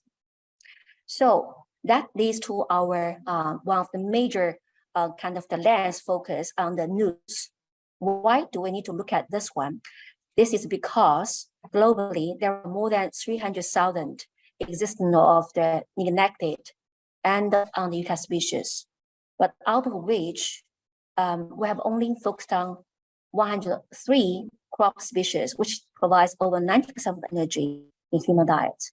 And in more practice in our Asian Pacific, most focus is on the rice production and consumption, as we showed earlier on. And if you look at the benefit of this huge number of the Niginecta and eucalyptus species, it has 4 dimensions at least: on the nutrition, on the production, on the ecology, and social economic dimensions. And very importantly, there is also cultural dimension of the benefit. Let's first look at nutrition benefit.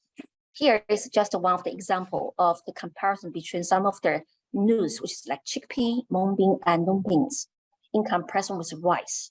As we can see, while energy level, these 2 types of the staples and news remain similar, but other the protein, dietary fiber, iron, and folate are news has much better nutrition in comparison to the counterpart.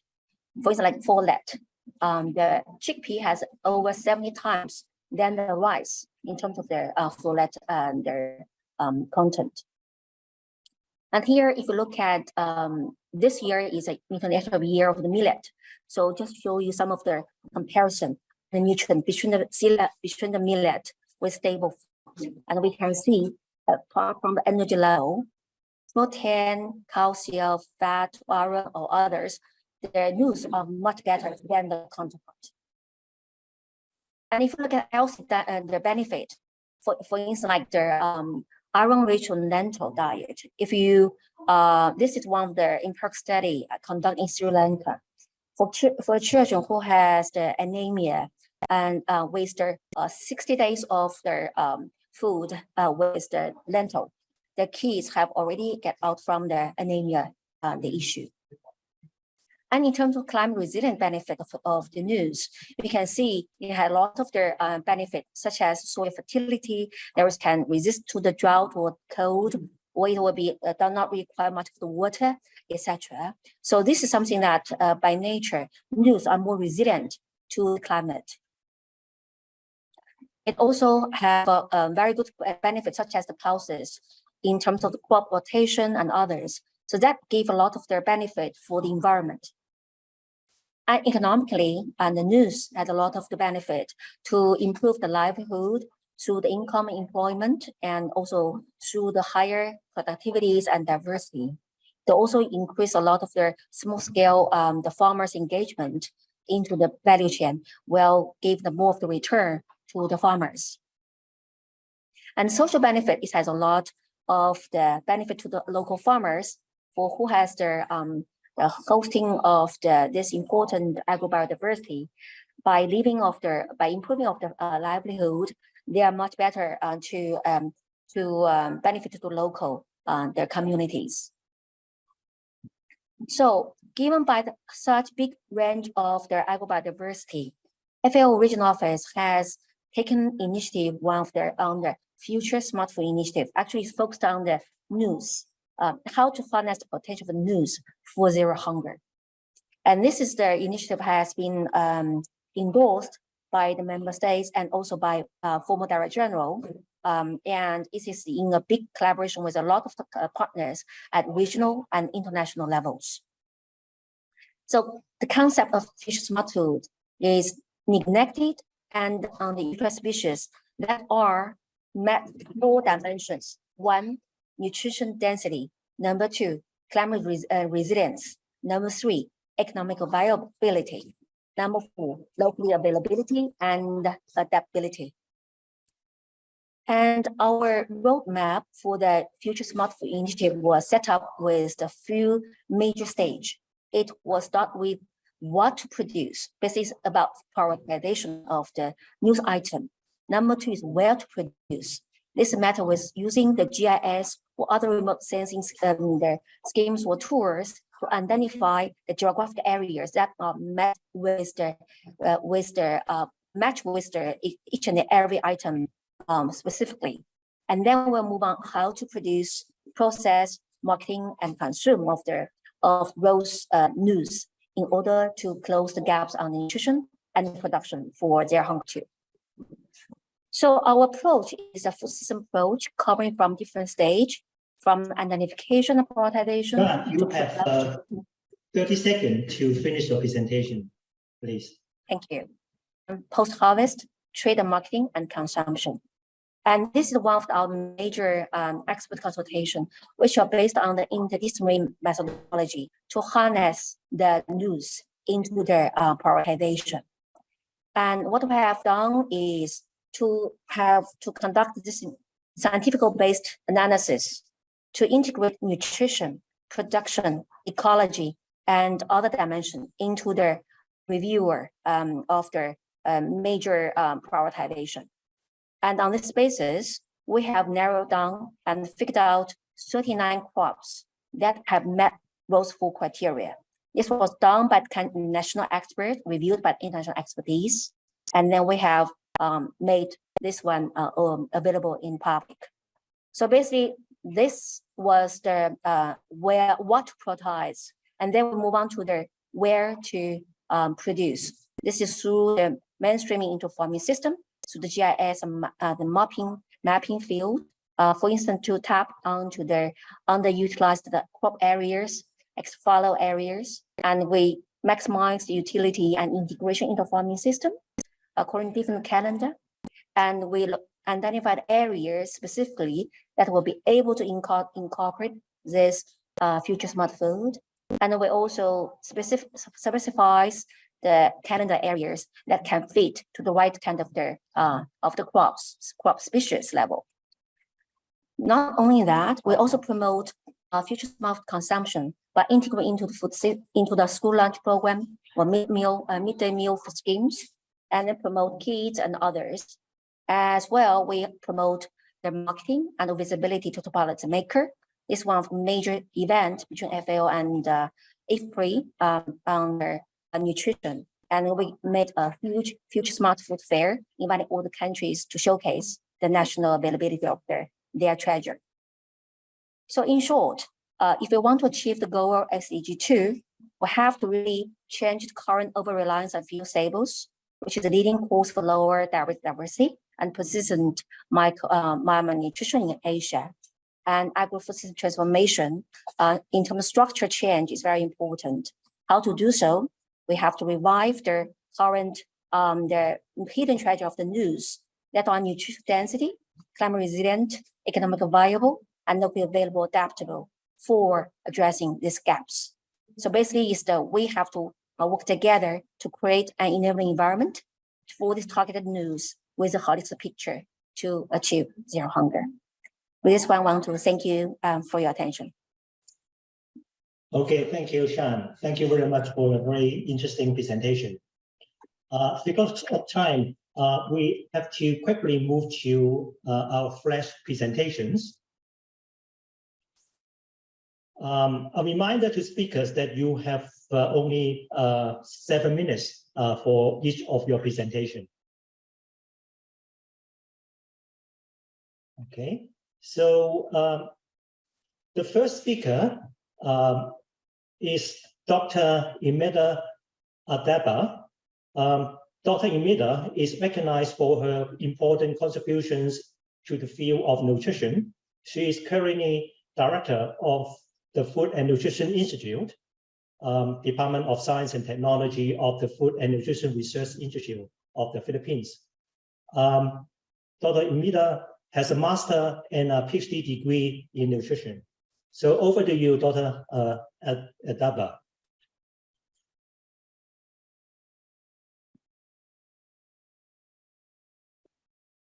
Thank you so much, Warren. So can you now see my screen? So Yep. the title of our presentation is Forest Food Systems and their contribution to food security and nutrition, defining priorities for sustainable use in Asia Pacific.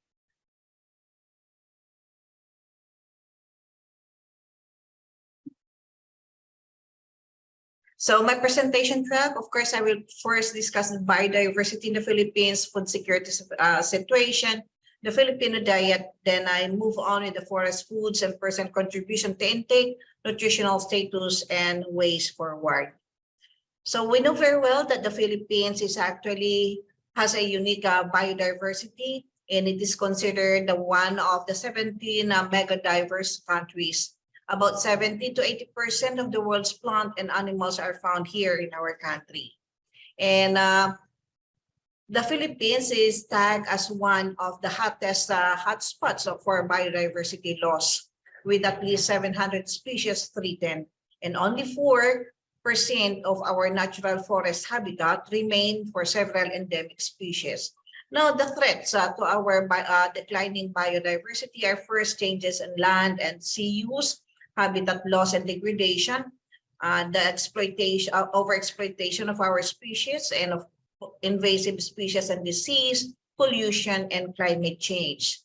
Now, forests as our source and the effect of declining biodiversity, we know very well that our declining agricultural biodiversity and land area limit our access to forest foods and result in declined utilization. Now, with this, we are experiencing food security.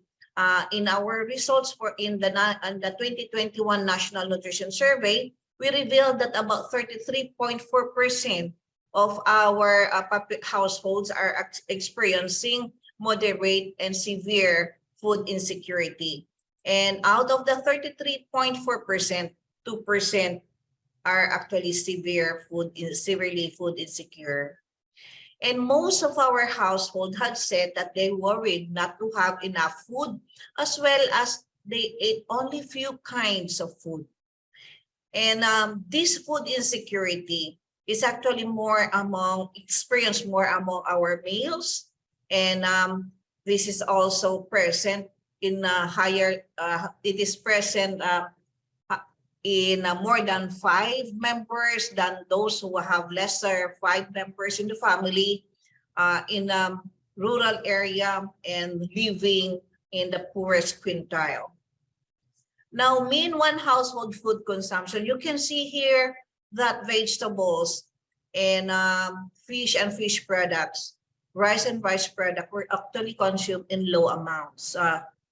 And trying to dig deeper, deep dive into our dietary diversity, you can see here that there is a downward trend on cereals and cereals products and rice products. And our consumption on starchy roots and tubers is actually declining. And how much more with our vegetables consumption over the years from 1978 to 2018-2019, we only have 126 grams and fruits only 34 grams. This is actually well below the recommended intake for fruits and vegetables as posted to us by WHO. Now, we should not discount, however, that we have neglected and underutilized species. And these are some of the examples of our underutilized forest foods products. And this is just an excerpt coming from our food composition table. Most of some are actually listed in our food composition table. This is just to give you the notion that we also have the food composition table for our forest products. And trying to analyze our data just for this presentation, we actually had the household's total mean intake of wild foods and each person contribution by each food group. We had a total mean intake of about 297 grams. And about 90% of that, or 269.5 grams, comes from edible wild plants. However, we also have edible aquatic freshwater animals contributing to about a mean of 26 grams. And most of the others, like edible fungi, wild animals, insects, products, edible products, or fall, is actually already very low. And sometimes it's 0. And these are the top 10 commonly consumed wild foods in the Philippines. And you can see the mean intake, they are really very low, despite its nutrient content. And because of this, you can also see it's our trend in our nutritional status. Although there is a declining trend of stunting and our underweight among our children, you can see under 5 years old, you can see, of course, that these are still very high, including wasting. And moving forward on the prevalence of anemia, you can see that our 6 months to less than 1 year is actually suffering, about 43% are suffering from anemia. And with regards to our 5 to 10 years old, these are actually already the school-age children. We're experiencing a double burden of malnutrition. You can see that underweight and stunting are still very high, while overweight and obesity is on an increasing trend. The same holds true with our 10 to 19 years old and 20 years and over. Now, mainstreaming biodiversity in food systems, our ways forward, of course, we like to actually do put details into actions of the 4 cross-cutting initiatives of biodiversity for food and nutrition posted by the WHO. Now, developing and documenting knowledge, we have to put actions in here, how to do best, and integration of food, of biodiversity, food and nutrition issues into research and policy instruments. Public awareness, how is it by social media or what else? No, what is the best channel for us to create public awareness? conserving and promoting wider use of biodiversity for food and nutrition.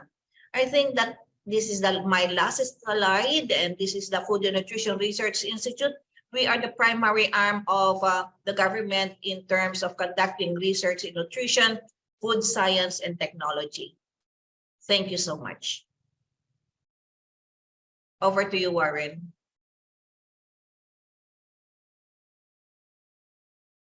Thank you very much, Dr. Imita, for your very interesting presentation. And now we move on to our next speaker, which is Dr. Shahala Hossain Bai. She is the Associate Professor at Griffith University, Australia. Dr. Bai is an ecologist and carbon theme leader at Griffith. She is a recipient of the John Dillon Fellowship in 2018 in recognition of her outstanding contribution to research on agricultural sciences, and she was named as Researcher of the Year by the Australia-New Zealand Biochar Industrial Group. Congratulations, Dr. Bai. And this is for her contribution to developing novel biochar-based fertilizers.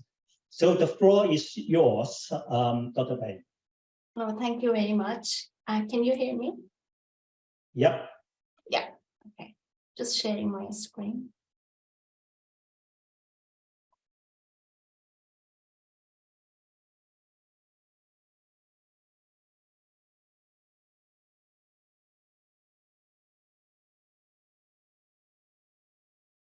Is this in correct presentation mode?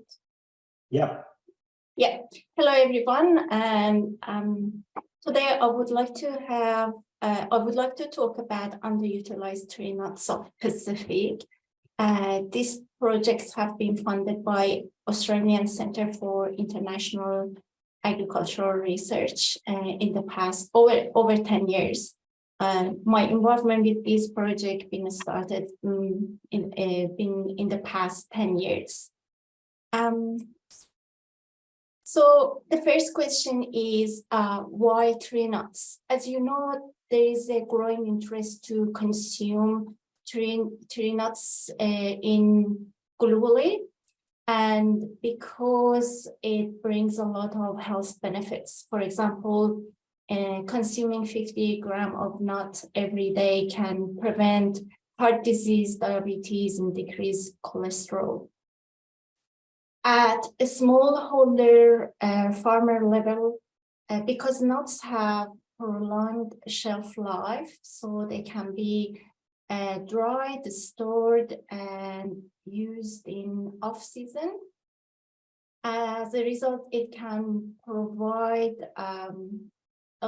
food and nutrition security. However, only 5 species of nuts have been commercially traded, and as you know, like almond, macadamia, hazelnut, and those species, they are not necessarily affordable for people living in developing countries. So the answer is to promote underutilized tree nuts. So I've been working with 3 underutilized tree nuts in Pacific, including Canarium indicum, Barringtonia, and Terminalia. So these trees are rainforest tree species. They can be used for timber production. But mainly it has been used in agroforestry systems for shade, as a shade tree for cash crops like cocoa or coffee.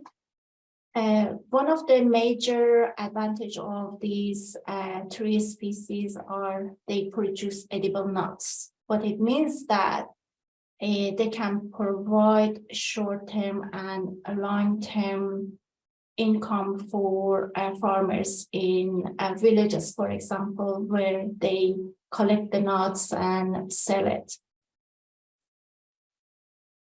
So in terms of nutritional profile, these nuts are very rich in minerals, including iron, phosphorus, and zinc. They are highly, the oil contains over 50% unsaturated fatty acids. They contain antioxidants and they have some medicinal properties as well.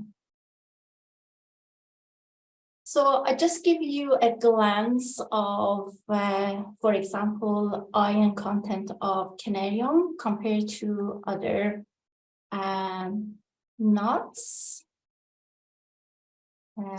Okay, so for example, you can see here Canarium. If we take about 50 grams of Canarium, it provides about 50% of recommended daily intake of iron for male and about 20 to 25% of recommended daily intake of iron for women. So you can see already compared to almond and cashew and pistachio, it's very rich in iron. This Canarium indicum specifically is very rich in phosphorus and zinc as well.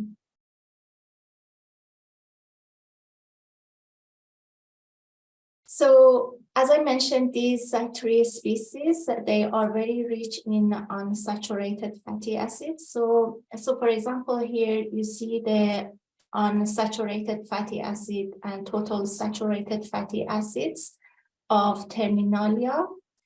We collected Terminalia nuts from Solomon Islands, Vanuatu, and Fiji. And you can see the unsaturated fatty acid was much higher than saturated fatty acids. Canarium indicum specifically had over 50% oleic acid. So you see, you know that unsaturated fatty acids, they play a very important role to maintain a healthy lifestyle. So out of those three nuts, Canarium indicum has been commercialized.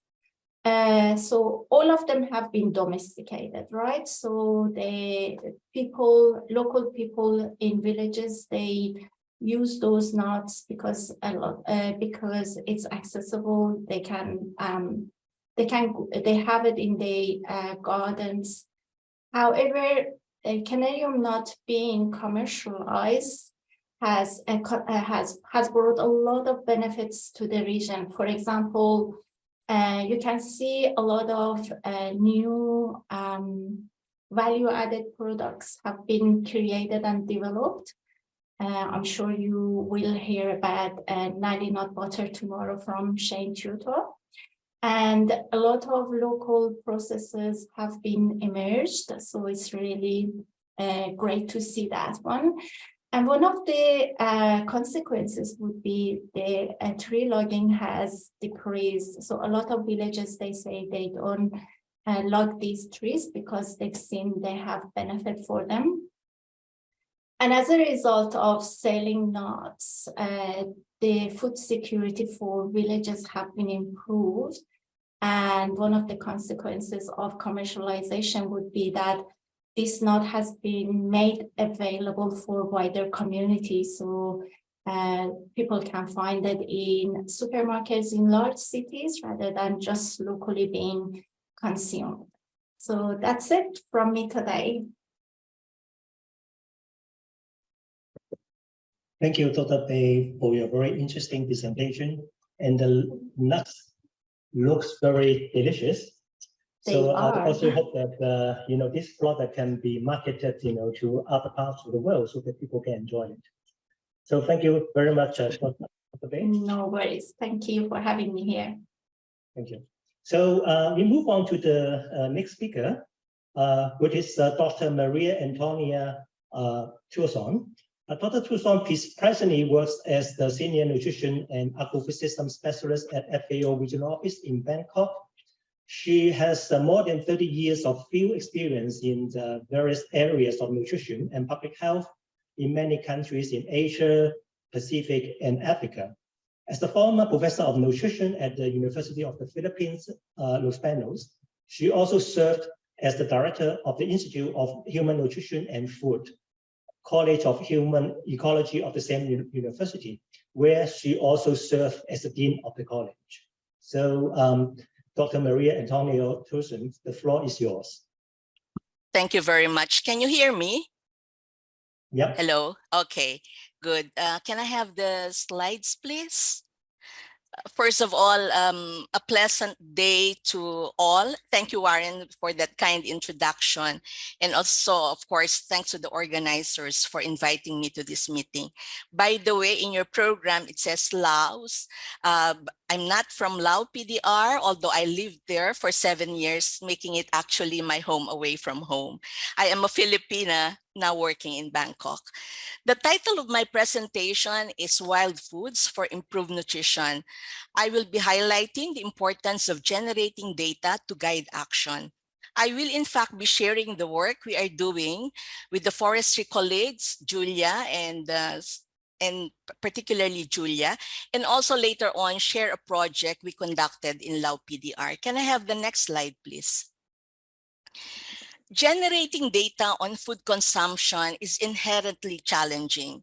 Dietary data, though a unique and important set of information, can be regarded flawed at several points of its collection and processing, including— Can you put your slide into a projection mode, please?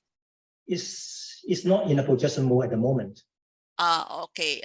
Maria Clara, can you do that? Hello. Actually, somebody from okay, somebody from the organizers is doing the screen sharing. Yeah, there's something wrong here with the sharing. I'm sorry. Just put it on a slideshow mode. Okay. Okay. Next slide, please. Next slide, please. Okay, as I was saying, generating data on food consumption is inherently challenging. Dietary data, though a unique and important set of information, I think all the nutritionists in this forum will agree to that, it can be regarded flawed at several points of its collection and processing, including selection bias, information bias, confounding, wrong calculations, misclassification, which can all lead to misleading associations, particularly if you're looking at health outcomes. Despite these inherent methodological flaws in dietary assessment tools, the volume of data provided by them is quite valuable. Therefore, research to progressively identify the challenges and improve these methods of data collection is highly warranted. The problem is even more challenging in the case of capturing wild foods consumption. Despite the fact that wild foods is an important source of nutrition for 1 out of 6 people worldwide, we do not really have precise data on their nutritional contributions. Worse is often they are not even included in official national statistics. One can then surmise that in all probability, wild foods consumption or contributions to the diet are often underassessed. Can I have the next slide, please? Working with wild foods present other challenges, such as the choice of the terminology alone has been a source of confusion. Attempting to draw a line between what one considers wild versus cultivated has led to different interpretations. This has been addressed by adopting the lens of gathering. We also lack data on nutritive content of wild foods. Very seldom would you see them in food composition tables. Probably the Philippines food composition table is more of an exemption rather than the rule in this case. A wild food, depending on the edible portion, like a seed, leaves, oil extracts, and others, can be put in various food group categories. Accounting for wild foods consumption is also difficult because of the status of some of these wild foods. Some of these wild foods are given. In some countries, they are considered a poor man's diet. Okay, so they will not, people will try to shy away from reporting that they are consuming them. Or for those countries who considered wild food consumption illegal, of course, they will also not be reporting this. So for those who attempted to assess wild food consumption, they have usually done this to a limited extent and found that the studies can actually be very resource intensive. Can I have the next slide, please? In 2021, the Food and Nutrition Division, ESN, at FAO headquarters, back when I was still there working, we joined hands with the Forestry Division to launch a collaborative research project with the University of Kent on development of a technical guidance note on how to capture wild foods' contribution to diet diversity. The aim was to come up with a module that can be integrated in dietary surveys as a systematic way of capturing consumption and without having to add burden to limited resources. Through the research undertaking, we hope to be able to provide some guidance on the essential minimum steps of adaptations on dietary diversity questionnaires, or DDQS, that can be undertaken, which will help us assess the extent to which wild foods contribute to population-based diet diversity. Next slide, please. The guidance note, which is coming soon, we hope most likely it will have the following components. Of course, a very important starting point is providing a definition from the lens of gathered foods. These are foods not grown intentionally or tended. Ideally also, this would consist of constituting a multidisciplinary team. The disciplines, of course, are those relevant to the study of wild foods, such as nutrition, forestry, or more specifically, ethnobotanical and other experts. The plan is to have a more detailed enumeration of steps on how to probe, that's the keyword, probing, okay, gathered foods consumption, and offer recommendations on how to integrate this module into dietary surveys. So as I've said, please watch out, it will be coming soon. Next slide, please. In the course of my dealings with forestry colleagues like Julia, I once intimated to her that we did some work in Lao PDR, where we explored the possibility of incorporating edible insects for infant and young child feeding recipes. Back then, when I was in Lao PDR, I was leading a project on capacity building for food security and better nutrition. At the time we implemented the project, there was another project being undertaken on insect farming and harvesting. And since the two projects were working with the same ministries, namely agriculture and health ministries, and targeting similar groups of women, it was important for us to complement each other's project. A bit of context, at the time the project was launched in Lao PDR, the country had the highest rates of stunting and wasting in Southeast Asia. We also knew that wild foods consumption in general and edible insects in particular were widely consumed. Both projects tried to marry the old and the new. In our case, old practices with new ways of consuming them. More importantly, on how they can be mainstreamed as part of a healthy diet. Edible insects are considered seplailai, a Lao term for very delicious. However, despite the high consumption of edible insects, the Laotians were completely unaware of their nutritional benefits. Can I have the next slide, please? The Edible Insects Project had the following components. They conducted training on new edible insect husbandry techniques. And I believe that to date, they still are doing this. They also launched insect cooking competitions. No? When I was there, 15 major restaurants participated. The insect tacos won. But to be honest, I personally like the quiche a la crickets and chocolate-covered crickets. Seminars and exhibitions were also held. Information dissemination and awareness raising, focusing on nutritional benefits. This is because this was a knowledge gap among Lao people. For our project, capacity building project that is, in provinces where consumption of edible insects were reported, we tried to develop recipes for infant and young child feeding using a participatory approach known as the Trials of Improved Practices.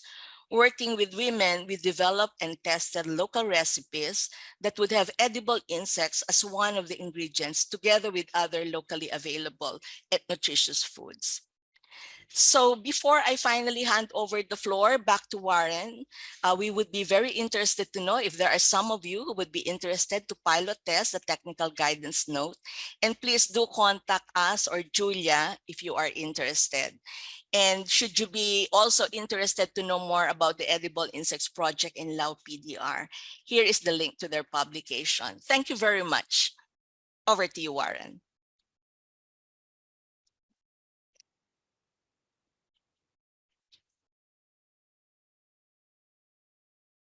You are still muted, Warren.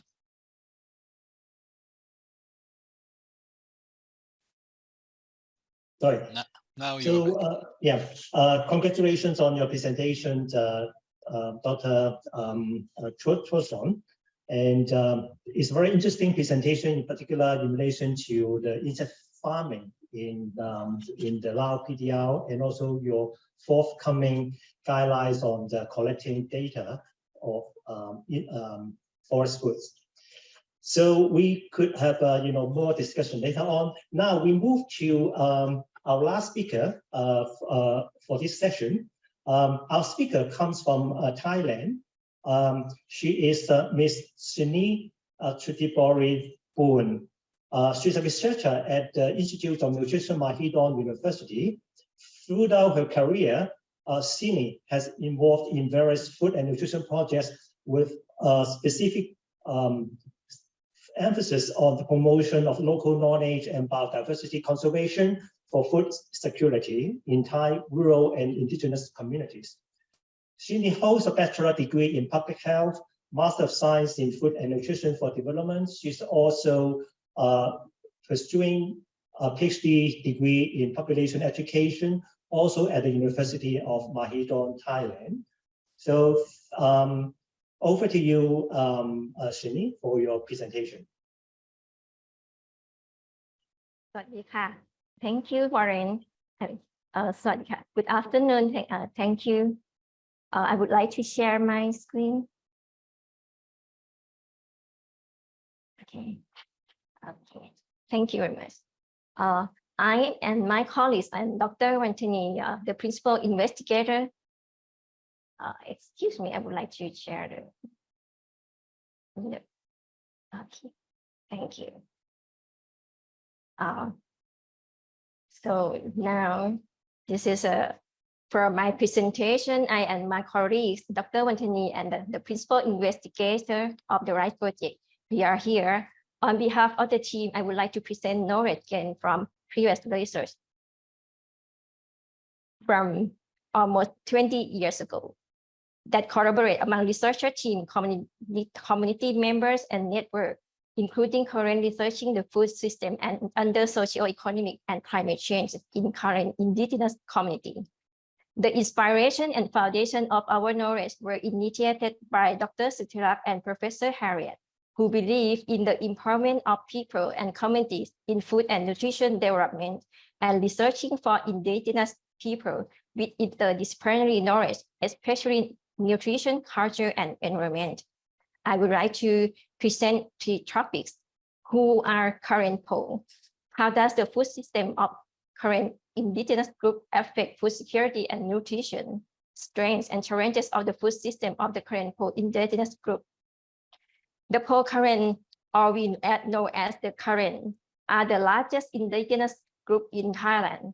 For the case study, community they have been residing in the western part of Thailand over 200 years. For the case study, they have been in the western Thailand. The area was declared a World Heritage Site and Wildlife Sanctuary, indicating the richness of natural resources. The identity of current PO is represented through their culture, for example, their costume and traditional food using in terms of food and medicine. Their food sources, including forest, sweetened rice field, home garden, and creek. It brings to be the abundant food availability, 387 traditional species. Food, most of them are plants and available all year round. It's a source of macro and micronutrients, so they could create many ways of food processing, preservation, and cooking. Their food consumption pattern was generally based on a large amount of rice and vegetables as the main ingredients on the local menu. Animal protein sources were available but not plentiful. The community agricultural system of forest-derived food, when viewed as a whole system from input to process, result in a good food output, which is a diverse range of safe, chemical-free food sources. In addition, everyone has equal access to the food source, guided by the principles of sustainability, such as collecting and foraging enough food for today, while ensuring there is enough for tomorrow. This approach saves money and creates a sense of pride in the identity of the local people, both economically and socially.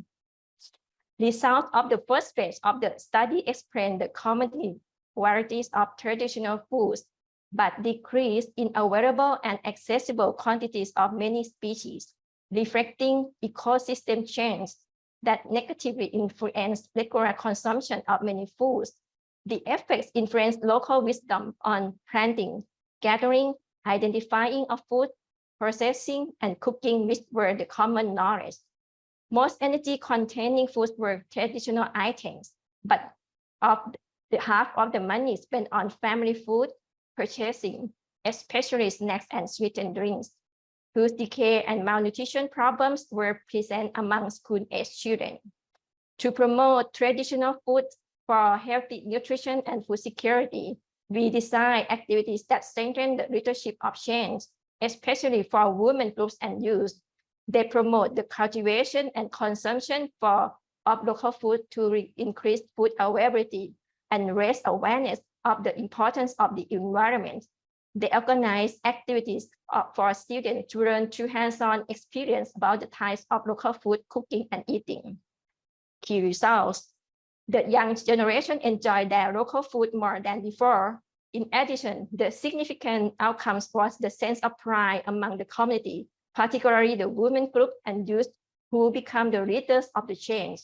They recognize the importance of local food and better understood the link between food and nutrition status, which improved in the following period. Looking at a preliminary finding from the RISE project have found that changes in the economy and society have affected food purchasing and consumption patterns.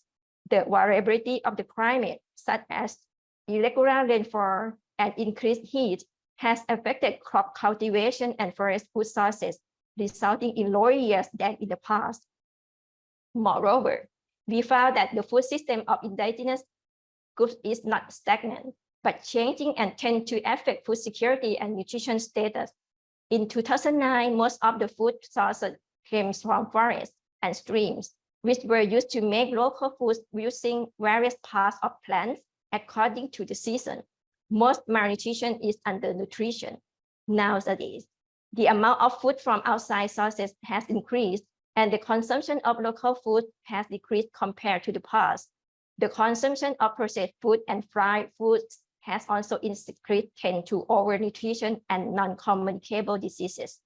However, we could see the strength of Kalenpo indigenous food system through community capital. Most of them still rely on the sweetened rice. There are abundance of food from natural resources, including the transferring of knowledge and skill to cultivate, gather, and cook food. Human capital and indigenous knowledge, a man and a woman able to cook many local menus. As you could see in these pictures, popular menu, it was cooked with whole fish, chili paste, curcumin powder, and vegetables. The Paul Karen mixed this curry with rice to provide more energy and good texture.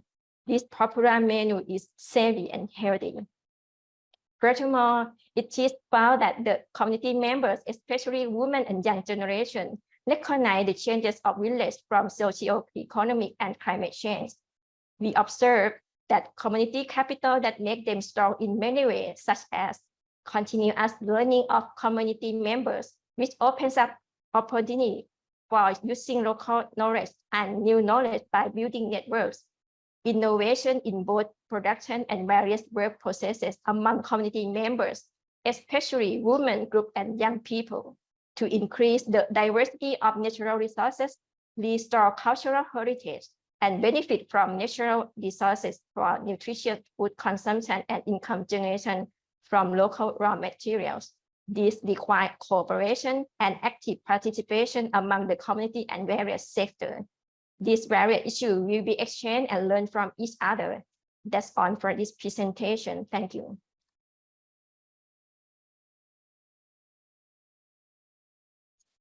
Thank you very much, Cindy, for your great presentation. So it's a very interesting case study showing how the local people, the local current people, make use of the local food available for food and nutrition, and also contribute to their income generation. So, you know, this is a very useful case study for this technical workshop. So we have all the presentations done. You're welcome to raise questions, you know, to the speakers. We still have about 3 minutes for some Q&A. Anybody want to try?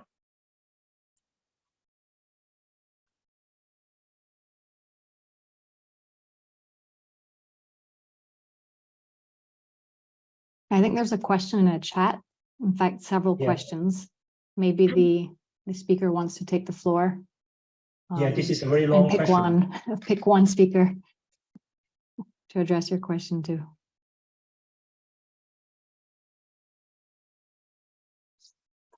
So this question addresses Dr.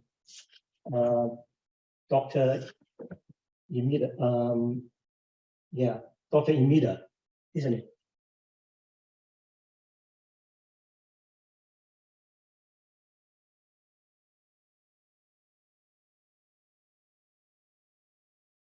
Yeah, about Philippines, yeah.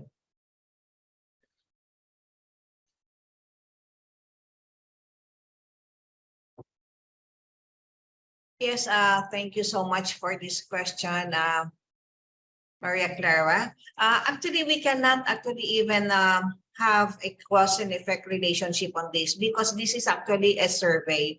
However, we can actually do some sort of we can deep dive into our analysis into some sort of determining factors, whether these are threatening declining biodiversity is really related to the nutritional status of our population. We did not analyze on this because it is a survey method of data analysis or data gathering. May I just read first again the question because it's quite lengthy. So you spoke of food crops, Asia Pacific, rather than arable crops. Do you think food crops threaten forest food and forest ecosystem restoration and biodiversity in your part of the Asia Pacific region? So Imelda, what is the main influence on the nutritional status of children or population in the Philippines?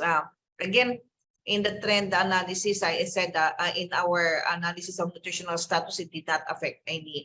We don't even know whether this is actually the cause of the nutritional status or of our children.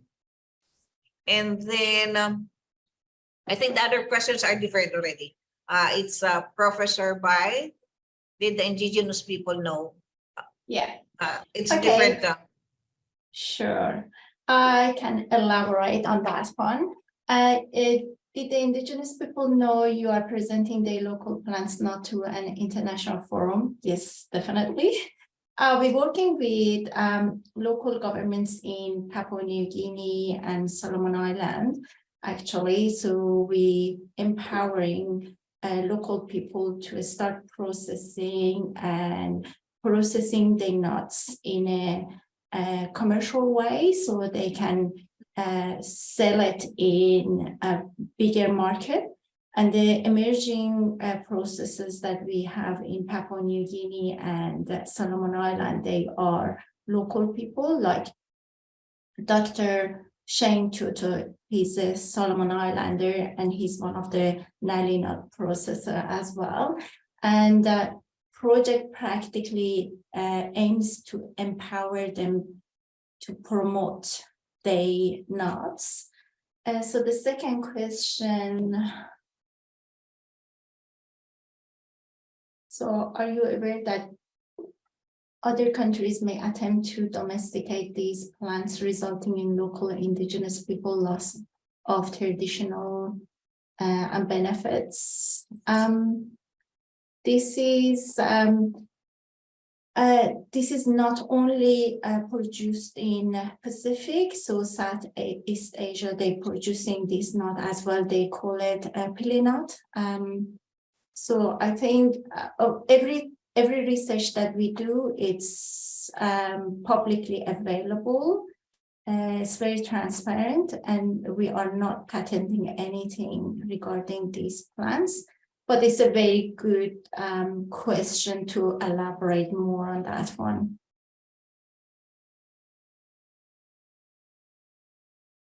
So thank you very much for your responses to the question from Mona. Any other questions from the floor? If not, I would like to make a remark, in particular in relation to some indigenous plant foods and animal foods that are under research on their bioavailability for human consumption.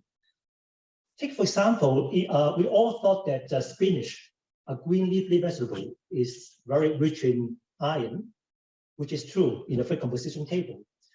But when scientists try to study the absorbability of iron from spinach, it's actually very low, despite the fact that it's high in iron content because of the anti-nutritional factor, oxalic acid in the in the plant.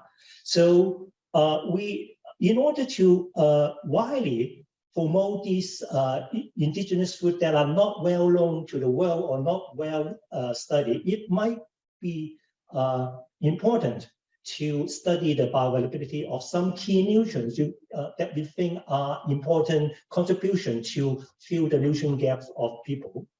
Otherwise, we may not do a good job, to use this food to promote, better micronutrient status.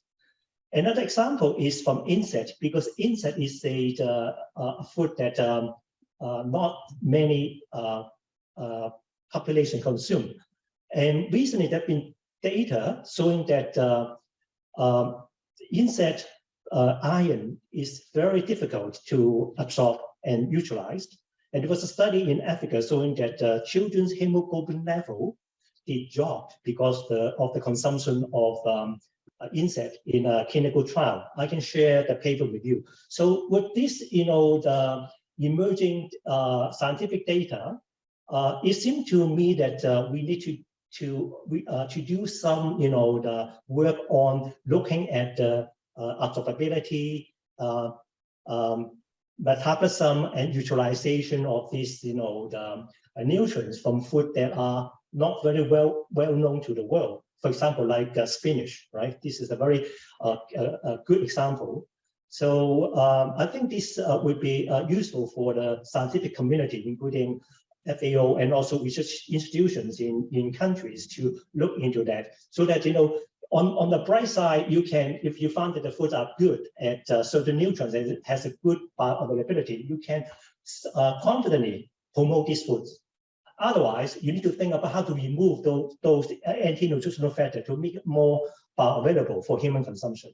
So this is my remark for the participants at this technical session. So thank you very much for your presentations, and also the audience, the responses, to our speakers' presentation. Now I would like to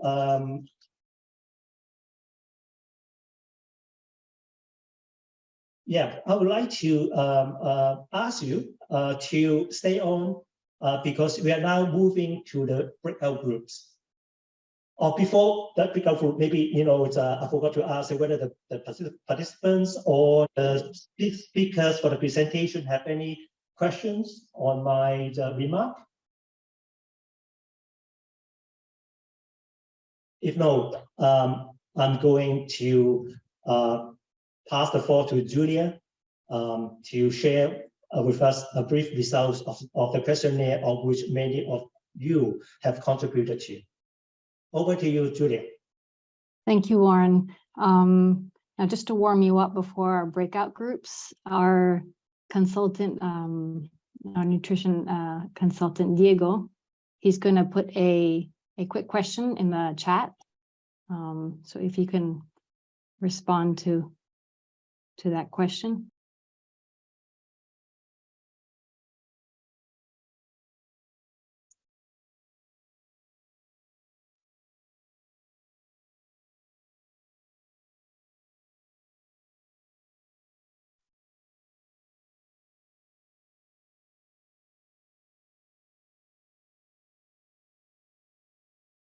I'll give you about a minute. Well, the question is now on the screen, but in order to respond to the question, please click on the link, which brings you to the Mentimeter. And once you are on the Mentimeter, then you can actually provide your answer to the question. It's in the chat, the link.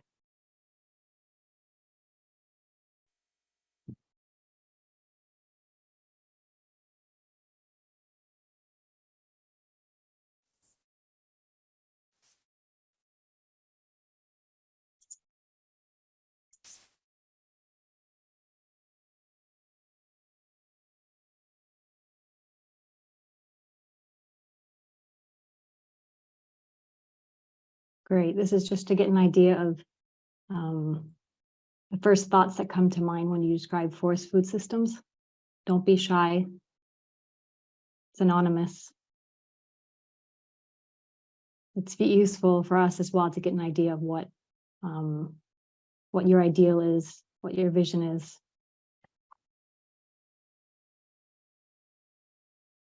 Or contrary, or what you think some of the key issues that need to be addressed are. So we have some positives and negatives: nutritious, diverse, healthy, improves biodiversity, but also some challenges: undervalued,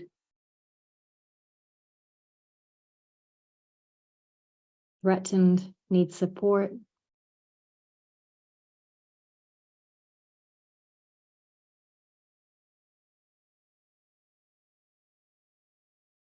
I'll give you another 30 seconds or so.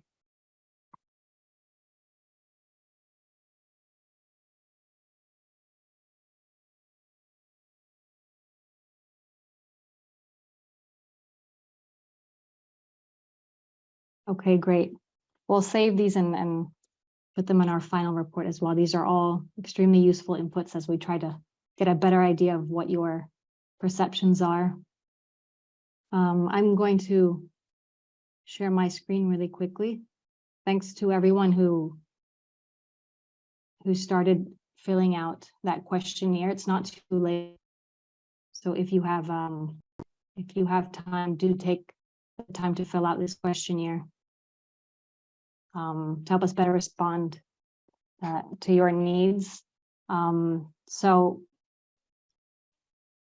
here's just a taste of what different speakers or different participants, what you described. These are just some of the main forest foods consumed. And we have we have patchy data. So there are big black holes in our data, which is why it's really important also to get a perception and a taste from different countries and from different stakeholders of the types of foods that you perceive as being important in your country. And we sort of cross-check that with some of the data we do have. We split this now, thanks also to our statistician, Simona, who helped us put this together really quickly. So right now we have a lot of information on fruits, vegetables, some herbs, mushrooms, and nuts. Also a little bit of information on animal-based products as well. So again, it's not too late to fill this out, and we're gonna pry a little more during the breakout groups to help us paint the full picture here.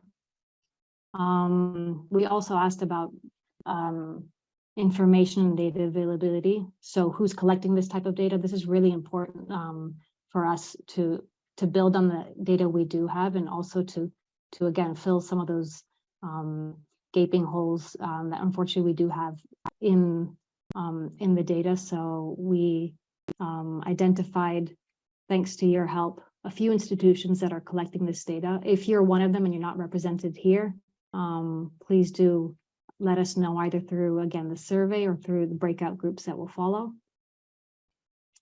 And then these are just some of the challenges that you identified. So mostly grouped under accessibility and availability, knowledge and awareness, and policy and regulatory gaps. Not sure how to move this. So in terms of accessibility and availability, you mentioned lack of markets, especially in urban settings, limited access to forest, unsustainable collection rates, and lack of processing, which is of course related to our other topic, value chains as well, but still relevant as we know they're all interconnected. Some gaps in knowledge and data on nutritional value, food safety, information, and lack of traditional knowledge, or rather probably documenting that knowledge, and then policy and regulatory gaps related to accessing forests.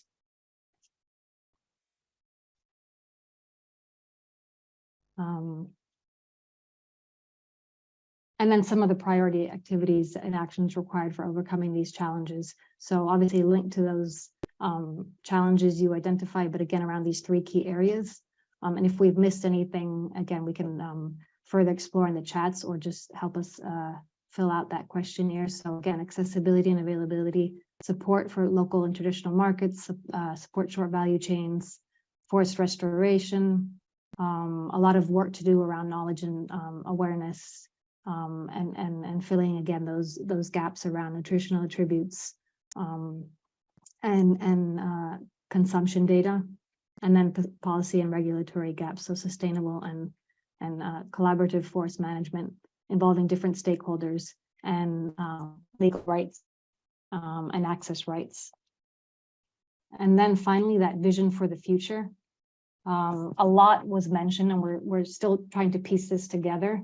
A lot of topics ranging from forest restoration to scaling up businesses, education, marketing, again, data, investments, knowledge, collaboration, and forest protection. These are some in the green that I feel really were quite eloquent, particularly the second, which I'm going to read because I think it really captured a bit of everything.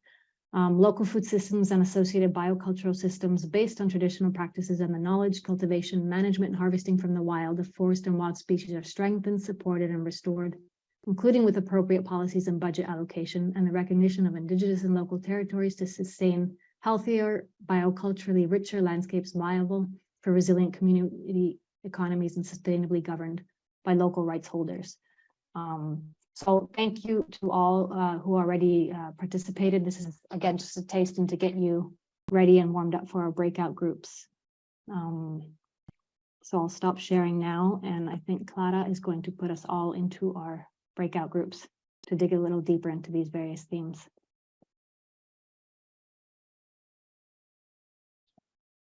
Thank you, Clara.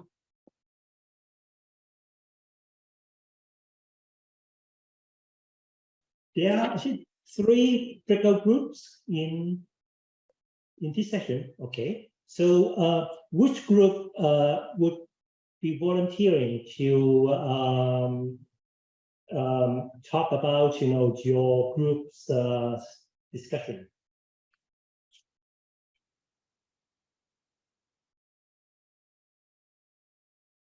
Well, then we can start. If the other two, so Boya, then we have done our job. And Warren, you were in our group, so you can you can control what we are saying. I will just share my screen, and I invite Boya, our dear colleague from INBA, to help us summarizing the discussion we had in our very rich working group. Boya, over to you. Can you share the screen, Sven, please?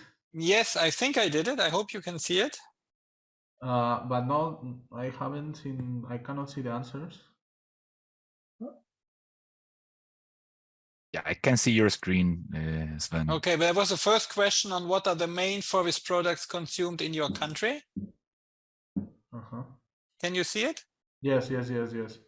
Okay, so yeah, so mainly all the participants of the working group submitting some answers of related to the country where they are working on, and the main forest products consumed across the different countries were mushrooms, green leaves, forest fruits, fish, honey, wild fruits, bamboo, vegetables, palm sugar, tree nuts, rice, traditional medicines, wild vegetables, and ginger. I think these are quite traditional forest products that are consumed all over the world. So I think perhaps these are very general answers that are shared in many different countries. Now, what are the key challenges to integrating forest foods in nutrition? Some people were mentioning the food safety is a key challenge. Of course, especially in developing countries, that is one of the main challenges related forest food products. Lack of connectivity between sectors, production, distribution, and consumption. The balancing of subsistence and trade, having the right balance between both of them.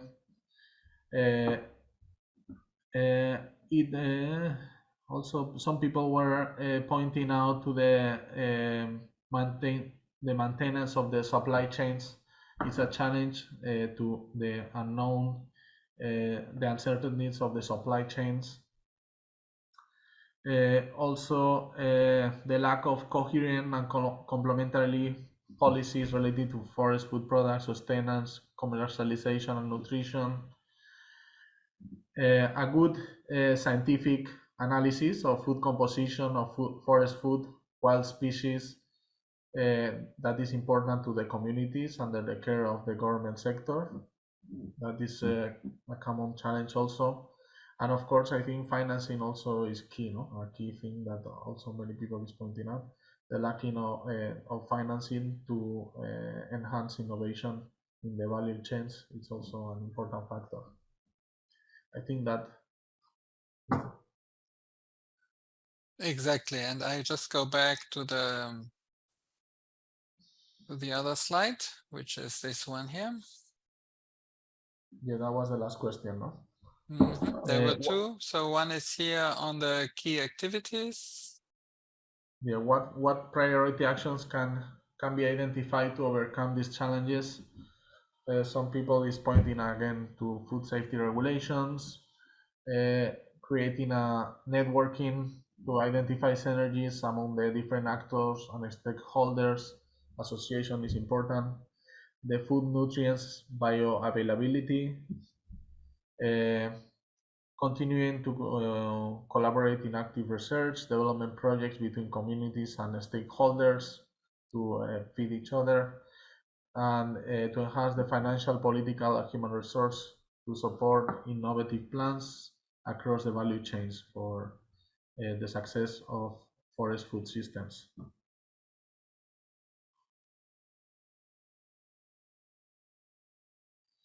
Can you identify any best practices, good case studies, or projects that involve forest food enhancing its consumption?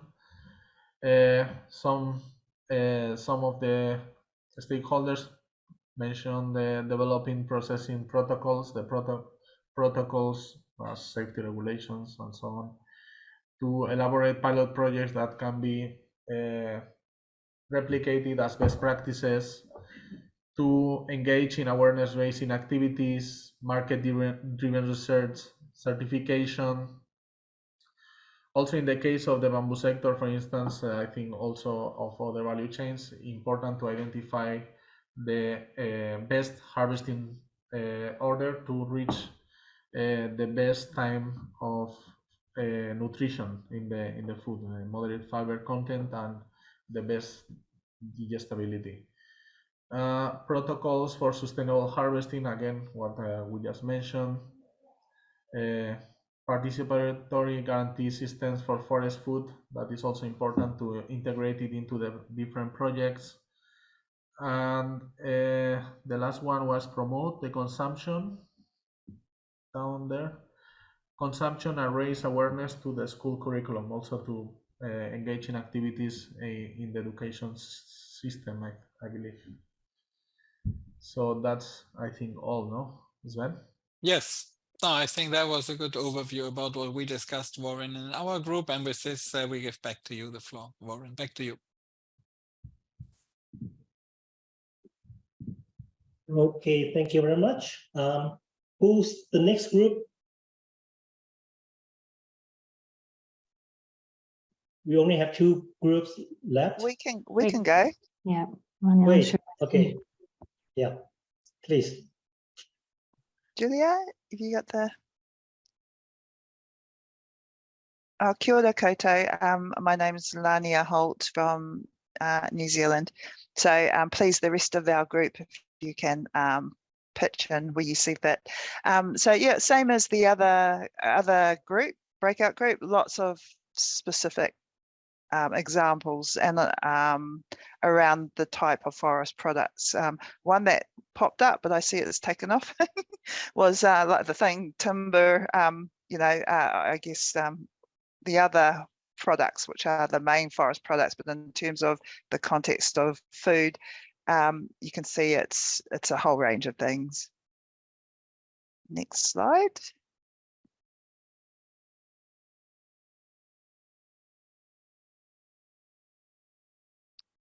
And so what are the key challenges to integrating those types of forest foods into nutritional interventions? Pretty similar, oops,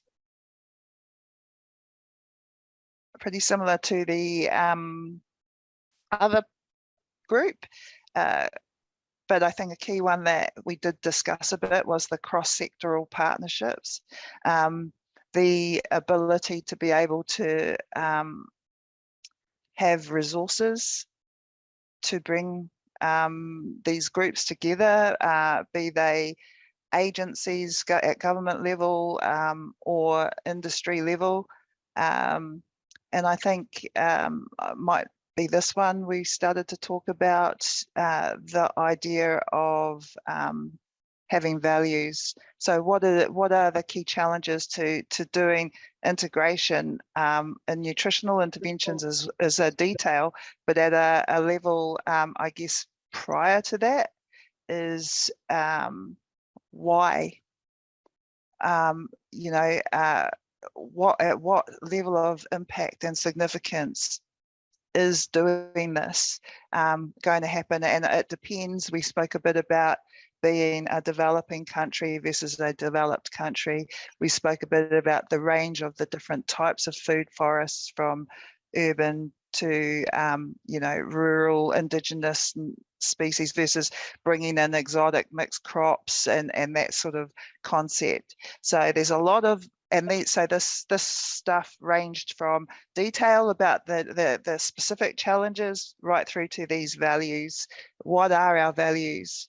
And I think I spoke a bit, which is why I'm talking now, about what I'd love to see in New Zealand as a value statement about food forests and the importance of that within our country and within the world, to even just have food forests. What do they mean? And we should just have them, no matter at some scale that they're operating at a urban level or at a rural level or at a commercial productive level, where we've got our productive lands getting smaller, and that we're going to the forest lands to ensure resilience.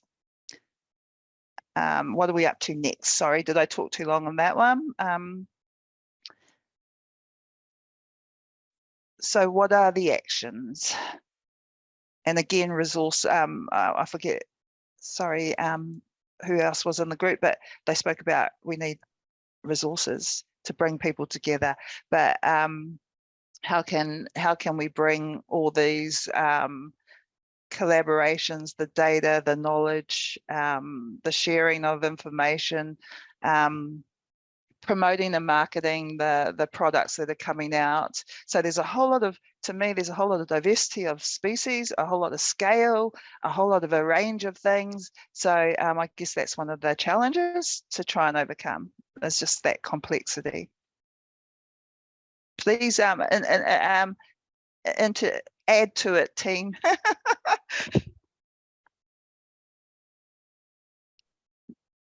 Next step, unless. Oh, yep, someone.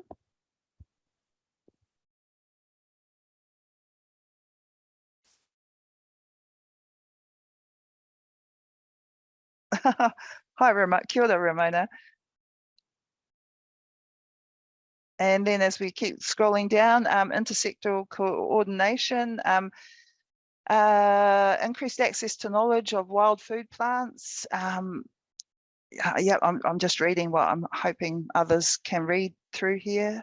I think, like I say, just to take it up, that I think the key overarching point is it's complex and there's lots of layers within this. Next question.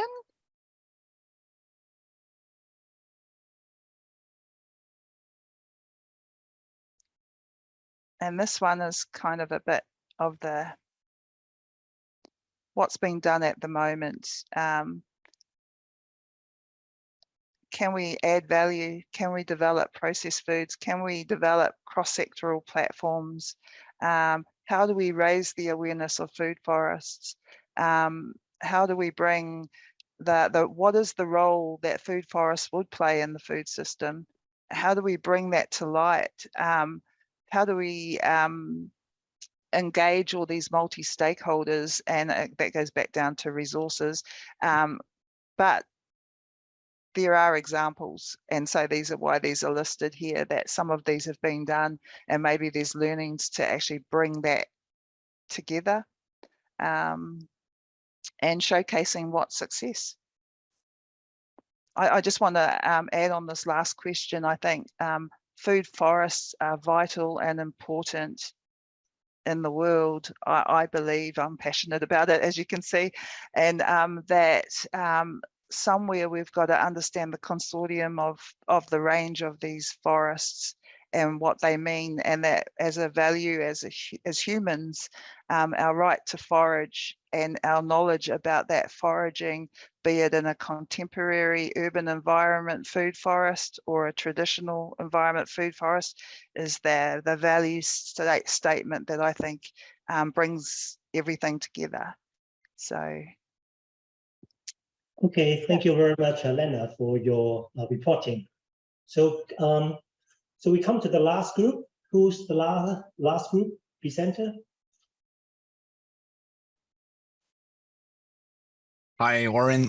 Yeah, we have a really nice group, and then I think that Ramon is gonna help us with the presentation. Wonderful, Diego. I will just share my screen.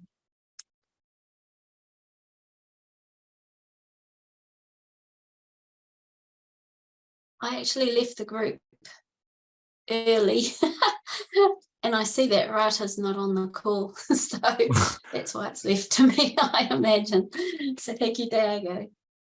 So our group was really, really good at putting a range of different things up on the screen, as you can see there. And you know, not much different from what we've seen in other groups, and the range of products there. One thing that I would add to this is that in my culture, we don't see food as separate from medicine. So so there needs to be this will come out in subsequent slides, is that when when we come from an Indigenous perspective, you get a different view about what forest foods are and how they might be used and how they may be evaluated going forward. So that range of things there pretty much summarizes the range of the group. Next, thank you.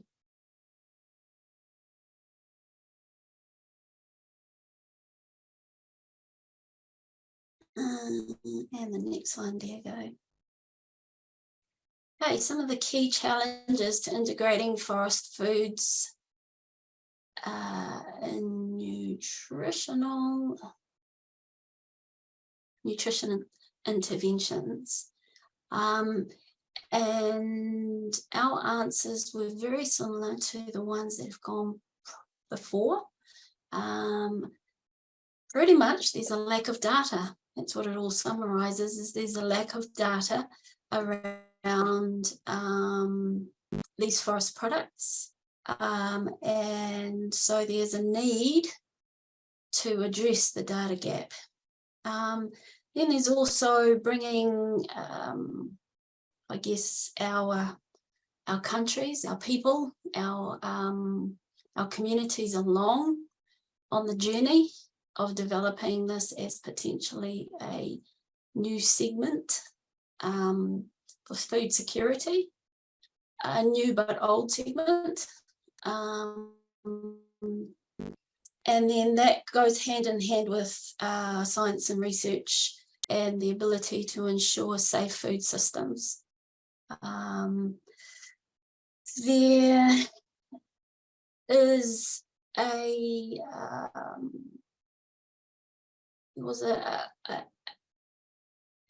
shared concern over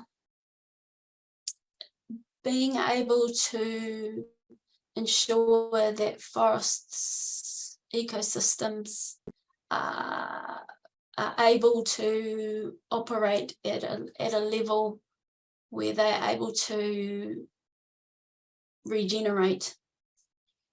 And I think that might be a key principle that we need to look at, as opposed to, and I've heard this word several times in this forum, domesticating.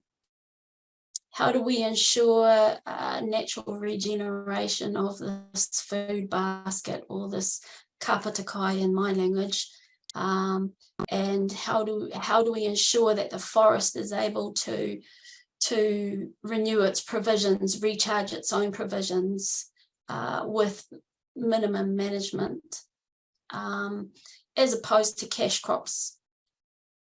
I think also, if you look into the science of what creates the value and nutrition in forest foods, is the variety.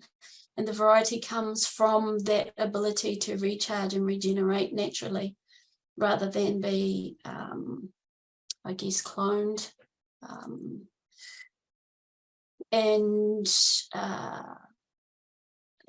That type of thing. So there's a little bit of a tension between science and research and commercialization, and also subsistence and naturally regenerating systems.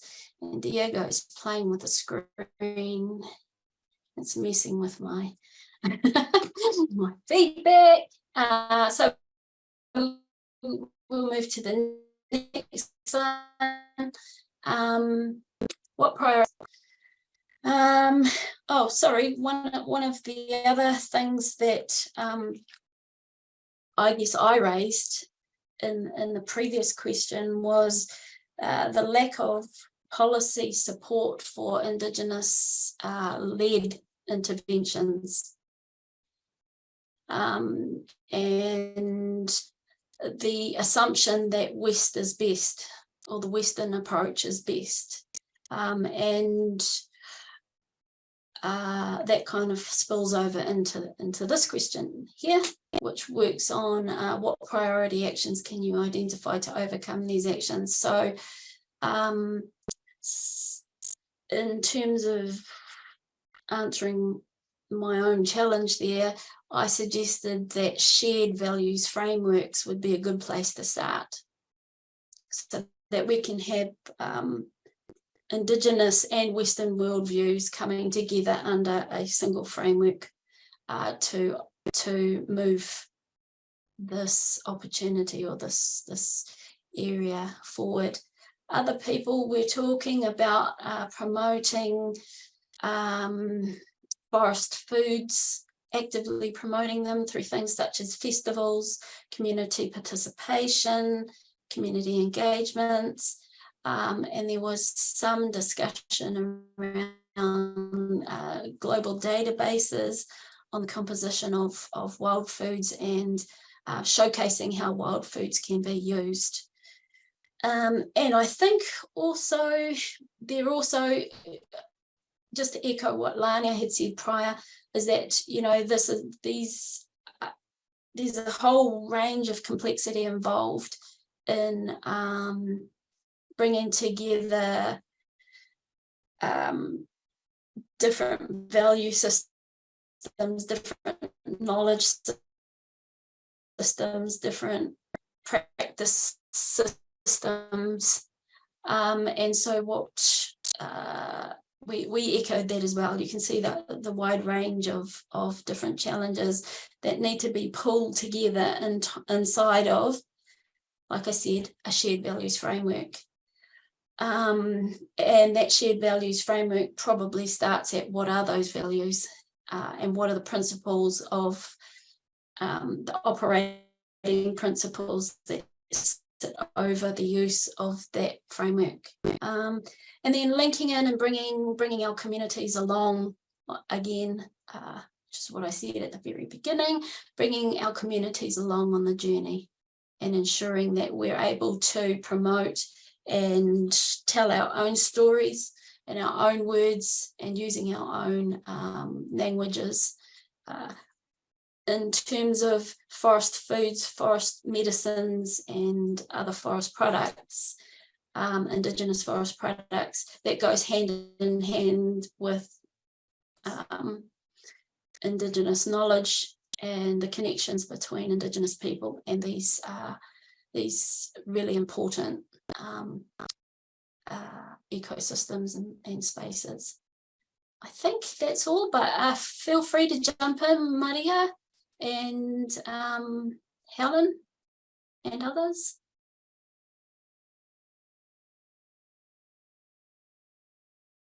Oh, and then we finished off here on best practice case studies or examples, exemplars of what good looks like.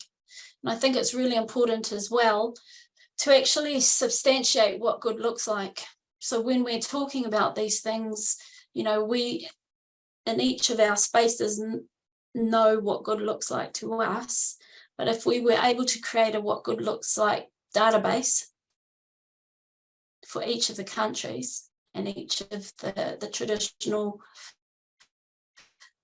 communities, then I think we might get to a point of greater understanding.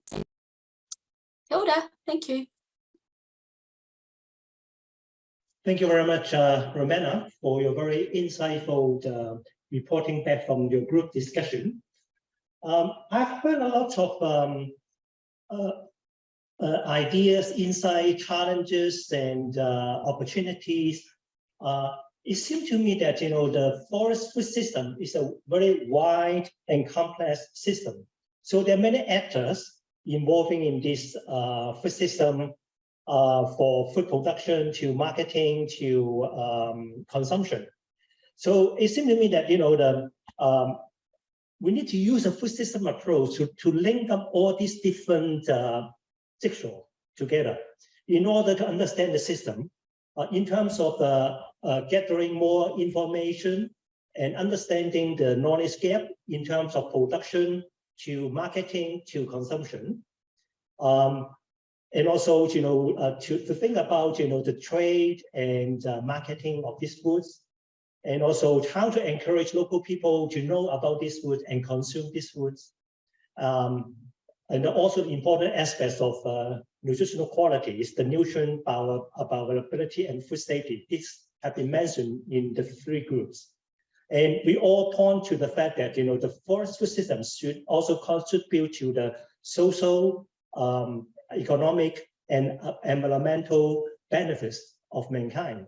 So I think the organizer of this meeting will have a busy task, you know, how to link this up, all these, you know, elements together so that, you know, we can address, you know, this issue one by one, or we can work with our partners how to addressing the low-hanging fruit and put forward, you know, this forest food system, which is similar to agro food system, by integrating forest food into food security and nutrition in the country. So thank you very much for your contribution to this breakout group. And now I would like to pass the floor to Sivan and Julia. And whether you have any final remark for the conclusion of this session. Over to you, Stephen and Julia. Thanks a lot, Warren, and you already summarized very well the discussions, highlighting the complexity, and I think that was what we heard from all the colleagues. In particular today, when we talk about nutrition and food security, the evidence was clear, but it was also clear that we need more information, and then how to link it, for example, with the supply side, which is a discussion for tomorrow. But if we, on the one side, we promote the demand side, do we follow, you know, with the supply, and what kind of supply in the natural system? What are the pros and cons of domestication from a science perspective, but also the social impact? And I think having that reflection and the discussion on the values, meaning also on the vision, how to promote, you know, forest food in a much more complex agri-food system. I think that's something where, you know, where we will put our efforts, and obviously that also depends on the countries, you know, on their engagement. But we also heard that there are regional initiatives there. So how to also multiply, you know, the effects at the regional level, looking at Asia, Southeast Asia, and the Pacific, will be something, you know, very exciting. And from our side, we are looking forward in this continuous discussion, because on some of these elements which we touched upon today, we will also discuss tomorrow and after tomorrow, but maybe from another angle, and that then, you know, would help us to bring all these different streams and the different discussions together. So that's it from my side. I would like to thank all the participants. Again, please add your comments in the chat or raise your hands, but would like to give also the floor, as you kindly offered it, to Julia for some insights from you, Julia, please. I mean, it resurfaces over and over, and there's several people on this call, Simona, Maria before, who presented. Warren, who actually, he didn't mention this, but he spearheaded a huge study, guidelines on assessing biodiversity in food systems.